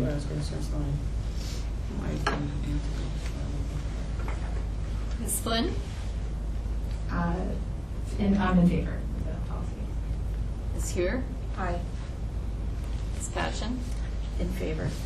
Mr. Kowski? No. Mr. Singh? Nay. Mr. Wolf? Nay. Mr. Zob? Yes. Ms. Gadsden? Yay. Mr. White? Yes. All right, 12. 12, Oh, you didn't say what the motion Is was. that, That's Did it pass? I think it It passed. passed, yes. I wasn't counting. okay, motion, 12. No, I don't. motion 12.12, approving first reading of policy 2120.2, voting procedures. Second. What was your question? Oh, second. You second it? Mike, can you second? Go ahead. Okay, my question is on page 2. It says write-in ballot slots are required. Ballots containing the names of nominated candidates will be provided by the board. There will be as many write-in slots as there are vacancies at the time of election. Should there be a cutoff date, because you need to print these ballots, right? You need to print the ballots ahead of time for election. So, The write-ins are that they didn't notify that they were going to be running, and people could write a name in of that person. right, but there's going to be as many write-in slots as there are vacancies at the time of election. So if there's going to be 3 vacancies, There'll be three There'll be slots. three. You can write in 3 people. You can't write it 4 people. okay, so it's based on how many How many? vacancies there are. Okay. So like usually there's 3 people. This year it'll be a little different, but usually there's 3 people that are running. Right. Okay, answered my question. Thank you. So happy. All those in favor? Aye. Opposed? Motion carried 9-0. 12:15. All right, 12:15, motion to approve 12.15, first reading of policy 2245, student representative to the Board of Education. Drew, your second. Second. Mike, I had you down as first, George, your second.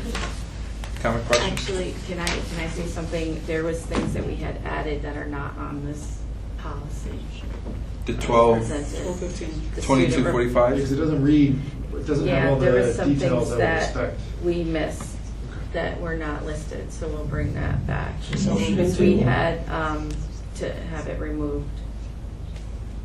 We had added about the specific appointment should take effect at an October board meeting and such. So can we vote no and then bring it back at the next board meeting? Yeah.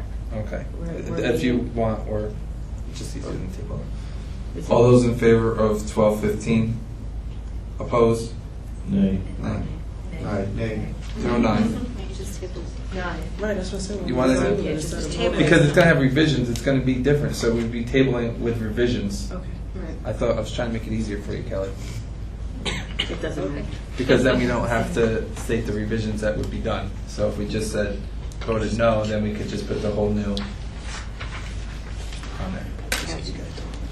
I do have a follow-up question. I mean, there is a resolution that we need to put on the ballot as well. Should we bring that forward too? For the board referendum? We don't vote on the ballot. No, I mean, we have to get the language for the board referendum, right? I think that would, we would ask the legal counsel. Legal would do that. Yes. Okay, They're specific about their language. We actually run the language for the budget vote and also the proposition past the attorneys. Okay, when does that happen?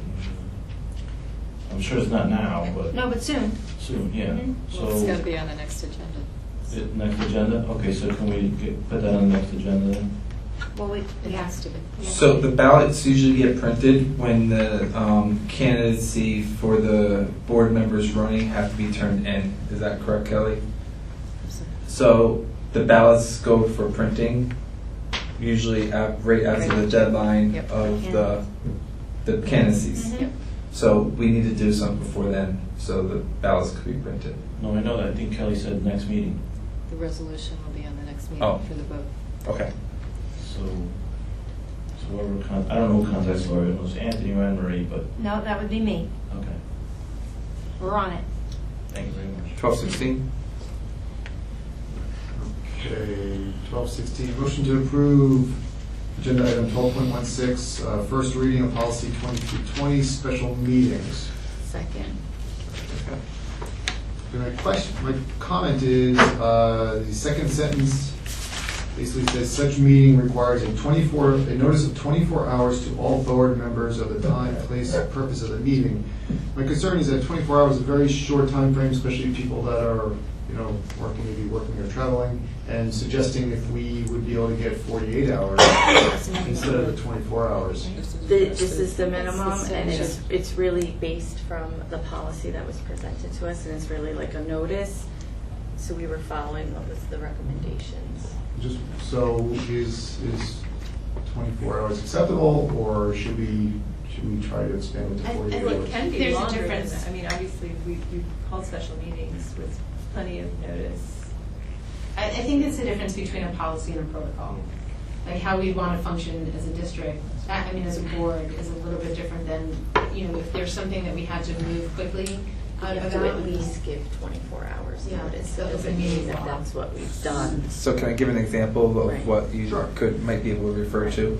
So if there was impartial hearing filed against the district, and we would have to appoint a impartial hearing officer from the state list, we have to do that in a certain amount of time. Let's say that we got the filing on a Thursday, and we needed to call a meeting on that Friday. So we got served Thursday morning. Anne Marie finds out we need to appoint someone, the board has to approve that. Or if we gave authorization, which our policy does, to the board president to go forth with it because it happened. So we would need a 24-hour turnaround time because we need to get that impartial hearing officer in place. And that's why they say when you're calling a special meeting, because that would be a special meeting for that one purpose, when you're doing it, to have at least a 24-hour turnaround. So if you lengthen that amount of time, it could impede for things that need to be in a timely manner that are state required. So by extending it to a minimum of 48 hours, it could hinder us, a meeting state requirements. It could. And I think that language of the 24 hours is the state recommendation. And if the state's recommending it, they kind of know what their regulatory requirements are. So I hesitate to increase it when we know that there are some timely things that we have to take care of, and to increase that length of time. And I think that's where like the protocol is, because he's right, is, we don't optimally, we wouldn't function with, throwing special meetings out there. We want to make sure that, so as a board protocol, we ideally like 72 to 48 hours. We try to do, minimum. every time we've called a special board meeting, it's been at least 72 hours advance notice. So I know that that's something that I try to adhere to when we have to call a special board meeting for a purpose of having the 72 hours, just because we don't want to have someone not be here. We want to make sure that there's a quorum. We want to make sure that everybody could participate and make adjustments. So I think it's a good practice to do that. And anybody can call for a special board meeting, but if you feel that it's shortchanged, you need a quorum to have a meeting. So. Right. Okay, I just was trying to protect against, people's schedules, but I see the reason why it's 24. Okay. All those in favor? Aye. Opposed? Motion carried 9-0. 1219. Okay, motion to approve agenda item 12.19, first reading of policy 2382, broadcasting and taping of board meetings. George, are you still seconding? Second. So my question is, should we put anything in here about personal taping of meetings, or recording of meetings? We did kind of I think discuss this, it's but sort of implied. It's in the- yeah, it is implied, and this policy is actually reflective of open meeting laws. So I think the policy is meant for the individuals taping. So like, let's take tonight's meetings. We tape our meetings. If someone in the audience wanted to tape it and they stood right there and went to each one, that could impede the business of so if we see that they wanted to individually record it, we could set a designated area if we feel that it's impeding. Okay. That's good, thank you. All those in favor? Aye. Opposed? Motion carried 9-0.